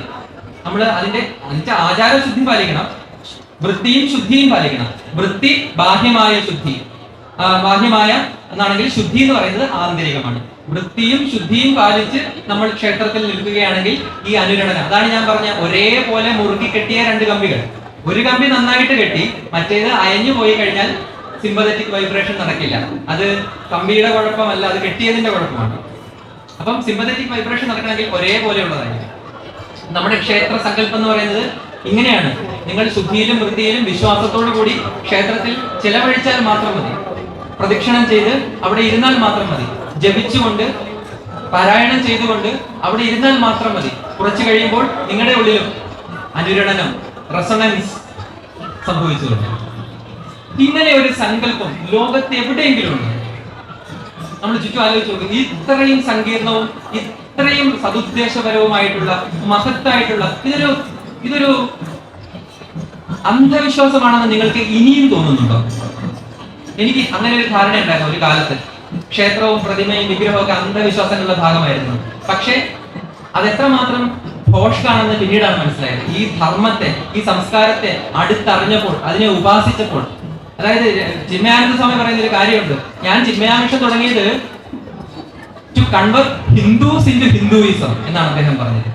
ഹിന്ദുക്കളെ ഹിന്ദു മതത്തിലേക്ക് മതപരിവർത്തനം ചെയ്യാനാണ് ഞാനിത് തുടങ്ങിയത്, ചിന്മയ മിഷൻ തുടങ്ങിയത്. ബാക്കി മിഷനുകൾ അല്ലെ, ലോകത്ത് ഒരുപാട് മിഷൻ ഉണ്ട്. അതിന്റെയൊക്കെ ഉദ്ദേശം എന്ന് പറഞ്ഞാൽ ഇതര മതസ്ഥരെ തങ്ങളുടെ മതത്തിലേക്ക് കൊണ്ടുവരിക എന്നുള്ളതാണ്. പക്ഷേ ചിന്മയ മിഷന്റെ ഉദ്ദേശം ഹിന്ദുക്കളെ ഹിന്ദുക്കളാക്കുക എന്നുള്ളതാണ്. To convert Hindus into Hinduism. ഇത്രയും സതുദ്ദേശപരമായ ഒരു മതം ലോകത്തിന്റെ ഇത് അന്ധവിശ്വാസമാണോ? ഇത് അനാചാരമാണോ? ഒരിക്കലുമല്ല. മനുഷ്യനാണ് വലുത് എന്നുള്ള മഹത്തായ ദർശനമാണിത്. As is the cosmic body, so is the human body. ഇതാണ് സങ്കല്പം നമ്മുടെ. എപ്രകാരമാണോ ഈ ബ്രഹ്മാണ്ടം മനുഷ്യരൂപത്തിലായിരിക്കുന്നത്, അപ്രകാരം നമ്മുടെ ദേഹം ഈ ബ്രഹ്മാണ്ടത്തിന്റെ പ്രതീകമായിരിക്കുന്നു. മനുഷ്യന് കൊടുക്കാവുന്ന ഏറ്റവും വലിയ അംഗീകാരമാണിത്. ഇതിനപ്പുറം ഒരു അംഗീകാരമില്ല. മനുഷ്യൻ എന്ന് പറയുന്ന സങ്കല്പത്തിന് കിട്ടാവുന്ന ഈ പരമപ്രധാനമായ അംഗീകാരമാണ് ഈ ക്ഷേത്ര ഉപാസനയിലൂടെ നമുക്ക് കിട്ടുന്നത്. ഇത് തന്നെയാണ് വൈദിക സങ്കല്പം. വൈദിക സങ്കല്പത്തിലെ അഗ്നി എന്ന് പറയുന്നത് മനുഷ്യരൂപം തന്നെയാണ്. ഇരിക്കുന്ന ഒരു മനുഷ്യന്റെ രൂപമാണ്, ഇരുന്ന് ധ്യാനിക്കുന്ന ഒരു മനുഷ്യന്റെ രൂപമാണ് അഗ്നികുണ്ഡത്തിൽ നിന്ന് ജ്വലിച്ചു ചേരുന്ന ഒരു യാഗകുണ്ഡത്തിൽ നിന്ന് ജ്വലിച്ചു ചേരുന്ന അഗ്നിക്കുള്ളത്. ഇതിന് സമാനമായി ലോകത്ത് എവിടെയും പകരം വെക്കാനൊന്നില്ല. ഒന്നുണ്ട്, ഈജിപ്തിലെ പിരമിഡുകൾ. പക്ഷെ അതിന്ന് മൺമറഞ്ഞു പോയി. ഇന്നത് ജീവിച്ചിരിക്കുന്നില്ല. ജീവിച്ചിരിക്കുന്ന ഒരു സങ്കല്പം ഇതിന് സമാനമായിട്ടില്ല. ഈജിപ്തിലെ പിരമിഡുകളെ നമുക്ക് ഇപ്പോഴും അറിയില്ല അതിന്റെ ഉപയോഗം എന്താണെന്ന്. അവിടെ ചെന്ന് കഴിഞ്ഞാൽ പിരമിഡുകൾ നിൽപ്പുണ്ട്. അത് എങ്ങനെ പണിതീർത്തുവെന്നോ അത് എങ്ങനെ പ്രവർത്തിച്ചിരുന്നോ എന്നോ നമ്മൾക്കറിയില്ല. അതായത് അതിന്റെ അകത്ത് ഒരു തരി വെളിച്ചം പോലും വരില്ല. പിരമിഡുകളുടെ ഉള്ളിൽ ഒരു കണിക പോലും സൂര്യപ്രകാശത്തിന് പ്രവേശിക്കാൻ പറ്റില്ല. പക്ഷെ അതിനുള്ളിൽ വഴികളുണ്ട്, ജനലുകളുണ്ട്, വാതിലുകളുണ്ട്, ഇരിക്കാൻ സ്ഥലമുണ്ട്, കിടക്കാൻ സ്ഥലമുണ്ട്. എന്നാൽ അവിടെയൊന്നും പന്തം കത്തിച്ചു വെച്ചതിന്റെ യാതൊരു ലക്ഷണങ്ങളുമില്ല. പന്തമോ മറ്റെന്തെങ്കിലും തരത്തിലുള്ള ദീപവിധാനങ്ങളുടെ യാതൊരു ലക്ഷണങ്ങളുമില്ല. പിന്നെ എങ്ങനെയാണ് ഇവിടെ എന്തായാലും അകത്ത് വാതിലുകളും ജനലുകളും ഇരിപ്പിടങ്ങളും ഉണ്ടാക്കിയത് മനുഷ്യർക്ക് ഇരിക്കാനായിരിക്കുമല്ലോ. പിന്നെ ആരാണ് അവിടെ ഇരുന്നത്?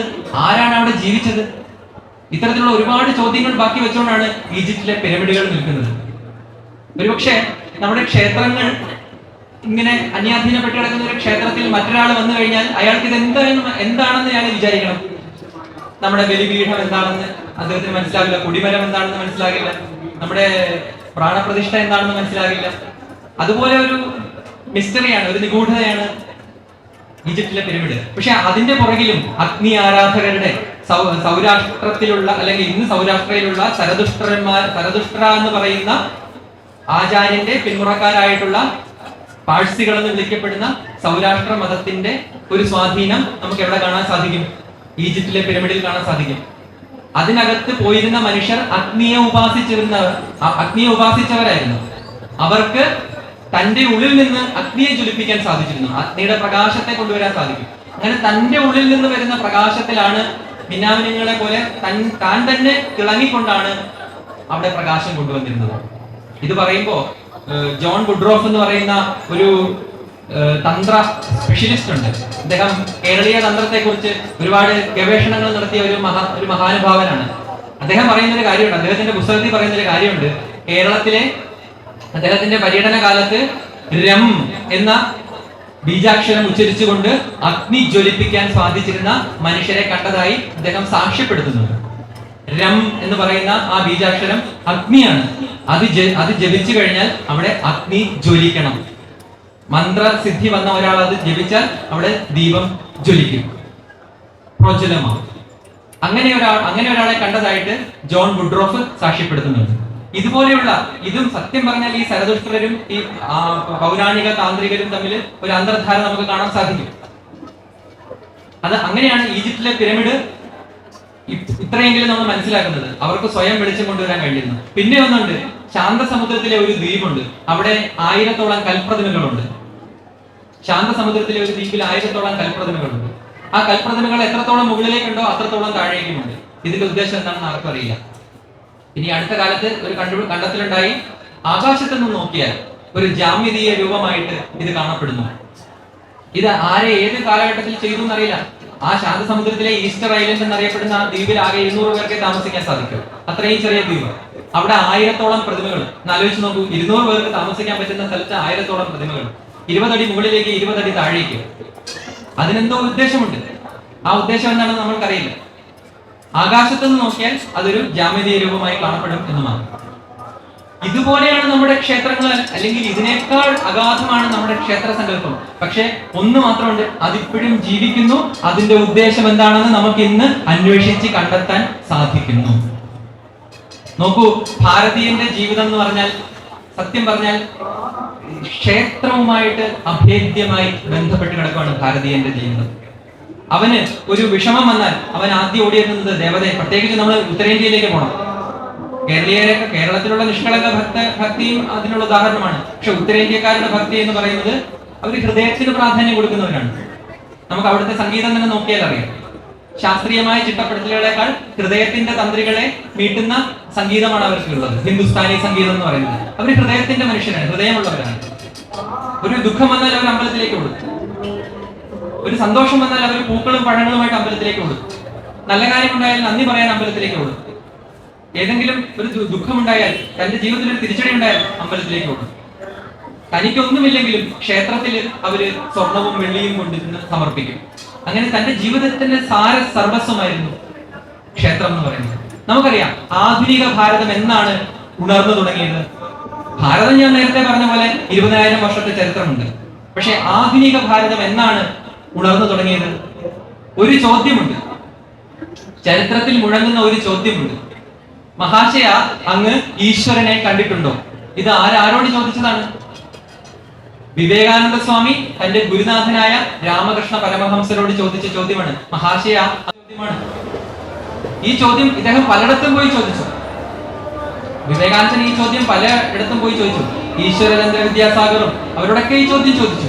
അവരൊന്നും മറുപടി കൊടുത്തില്ല. വേദത്തിൽ നിന്നോ ആഗമങ്ങളിൽ നിന്നോ ഒന്നും തന്നെ എനിക്ക് കേൾക്കണ്ട, അങ്ങ് കണ്ടിട്ടുണ്ടോ? ഇതായിരുന്നു ചോദ്യം. ഈ ചോദ്യത്തിന് ഒരൊറ്റയാളാണ് കൃത്യമായ മറുപടി കൊടുത്തത്. അത് അദ്ദേഹത്തിന്റെ ഗുരുനാഥനായ രാമകൃഷ്ണദേവനായിരുന്നു. അദ്ദേഹം കൊടുത്ത മറുപടി എന്താണ്? ചോദ്യം പാസ്റ്റ് ടെൻസിലാണ്, കണ്ടിട്ടുണ്ടോ? മറുപടി വരുന്നത് പ്രസന്റ് കണ്ടിന്യൂസ് ടെൻസിലാണ്. ഞാൻ ഈശ്വരനെ കാണുന്നു, ഞാൻ ഈശ്വരനെ കണ്ടിട്ടുണ്ട്, ഞാൻ നിന്നെ കാണുന്നത് പോലെ ഈശ്വരനെ കാണുന്നു. അവിടെ കൊണ്ടും തീരുന്നില്ല, വേണമെങ്കിൽ നിനക്കും കാണിച്ചു തരാം. വിവേകാനന്ദന് സഹിക്കാവുന്നതിലും അപ്പുറമായിരുന്നു ഈ മറുപടി. അന്ന് വിവേകാനന്ദ സ്വാമി ആ പാദങ്ങളിൽ അലിഞ്ഞു വീണു എന്നുള്ളതാണ്. ഇത് നവഭാരതത്തിന്റെ കേളികൊട്ടുയരുന്ന നിമിഷമായിരുന്നു. ക്ഷേത്രാരാധനയിലൂടെ ഒരു മനുഷ്യൻ വേദങ്ങളും ആഗമങ്ങളും സത്യമാണെന്ന് സാക്ഷാത്കരിച്ച കാലമായിരുന്നു. ആരാണത് ക്ഷേത്ര ആരാധനയിലൂടെ സകല പടികളും കയറിപ്പോയത്? വിവേകാനന്ദ സ്വാമിയുടെ ഗുരുവായിട്ടുള്ള ശ്രീരാമകൃഷ്ണ പരമഹംസര്. ആധുനിക ഭാരതത്തിന്റെ എന്താ പറയുക, അവതാരാണ് അദ്ദേഹം, സമ്പൂർണ്ണ അവതാര വരിഷ്ഠനാണ് അദ്ദേഹം. അദ്ദേഹമാണ് നമുക്ക് കാണിച്ചു തന്നത് വേദങ്ങൾ സത്യമാണ്, ആഗമങ്ങൾ സത്യമാണ്, പുരാണം സത്യമാണ്, ഇനി ഹിന്ദുമതത്തിന് പുറത്തുള്ള മതങ്ങളും സത്യമാണ് എന്ന് അദ്ദേഹം കാണിച്ചു തന്നു. പക്ഷെ അദ്ദേഹം തുടങ്ങിയത് എവിടെ നിന്നായിരുന്നു? ക്ഷേത്രങ്ങളിൽ നിന്നായിരുന്നു. ക്ഷേത്രത്തിലെ പൂജാരിയായിട്ടാണ് അദ്ദേഹം ആരംഭിക്കുന്നത്. ആ ക്ഷേത്രത്തിൽ കാളിയുടെ ദർശനത്തോടു കൂടിയാണ് അദ്ദേഹത്തിന്റെ ആധ്യാത്മിക യാത്ര ആരംഭിക്കുന്നത്. അദ്ദേഹത്തിന്റെ ജീവിതം സൂക്ഷ്മമായി പഠിച്ചാൽ ഞാൻ ആദ്യം പറഞ്ഞ പോയിന്റ് നിങ്ങൾക്ക് കാണാം. വൈദികവും താന്ത്രികവും ഒരു പക്ഷിയുടെ ഇരുപക്ഷങ്ങൾ പോലെ സമഞ്ജസമായി സമന്വയിച്ച് പ്രവർത്തിച്ചു കൊണ്ടിരിക്കുകയാണ്. രാമകൃഷ്ണദേവന്റെ ജീവിതം എന്തായിരുന്നു? അദ്ദേഹം തുടങ്ങുന്നത് തന്ത്രയിലാണ്. ഭൈരവി ബ്രാഹ്മണി വന്ന് തന്ത്രയിൽ അദ്ദേഹത്തെ മന്ത്രോപദേശം ചെയ്ത് അഭ്യാസം കൊടുത്തു. പിന്നീട് തോതാപുരി വന്നിട്ട് വൈദിക രീതിയിലും അദ്ദേഹത്തെ അഭ്യസിപ്പിച്ചു. അങ്ങനെ നിർവികൽപ്പ സമാധിയും വികൽപ്പ സമാധിയും സവികൽപ്പ സമാധിയും അദ്ദേഹത്തിന് സിദ്ധിച്ചു. അത് ആ സംഭവം നമ്മളോട് പറയുന്നത് ക്ഷേത്രങ്ങളുടെ കാലം തുടരുന്നു എന്നാണ്. അല്ലെങ്കിൽ ഭാരതം അതിന്റെ ജീവരസം നേടിയെടുക്കേണ്ടത് ക്ഷേത്രങ്ങളിലൂടെയാണ് എന്ന് യാതൊരു സംശയത്തിനും സ്ഥാനമില്ലാതെ ആ സംഭവം ഉദ്ഘോഷിക്കുന്നുണ്ട്. നമ്മുടെ സോമനാഥത്തിൽ നിന്ന് നമ്മൾ വീണ്ടെടുക്കുന്നത് ആ ക്ഷേത്ര സങ്കല്പമാണ്. ആ ക്ഷേത്ര സങ്കല്പത്തിലൂടെയാണ് ഭാരതം അതിന്റെ ജീവരസം വീണ്ടെടുക്കേണ്ടത്. അതിലൂടെ മാത്രമാണ് ഇനി ഭാരതം മുമ്പോട്ട് പോവുക. ക്ഷേത്ര സങ്കല്പത്തിന്റെ പരിസരങ്ങളിലാണ് വൈദികവും താന്ത്രികവും മറ്റ് അവൈദികവും സാഖ്യവും വൈശേഷികവും ന്യായവും എല്ലാം ഇനി ക്ഷേത്ര സങ്കല്പങ്ങളോടൊപ്പം ചേർന്നൊഴുകേണ്ടതാണ്. ക്ഷേത്രങ്ങളാണ് ഭാരതത്തിന്റെ ഭൂതകാലം, ക്ഷേത്രങ്ങളാണ് ഭാരതത്തിന്റെ വർത്തമാനം, ക്ഷേത്രങ്ങളാണ് ഭാരതത്തിന്റെ ഭാവികാലം.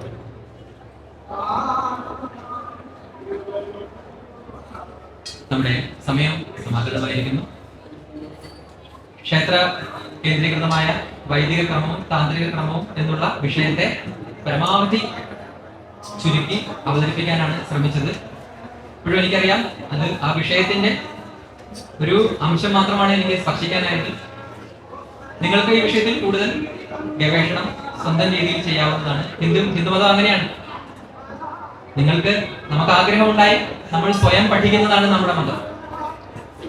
അങ്ങനെ പഠിക്കാൻ ഇതൊരു പ്രേരണയാവട്ടെ എന്ന് ഞാൻ പ്രാർത്ഥിച്ചുകൊണ്ട് ശ്രീ വല്ലഭേശ്വരന്റെ പാദങ്ങളിൽ എന്റെ വാക്കുകളെ സമർപ്പിച്ചുകൊണ്ട്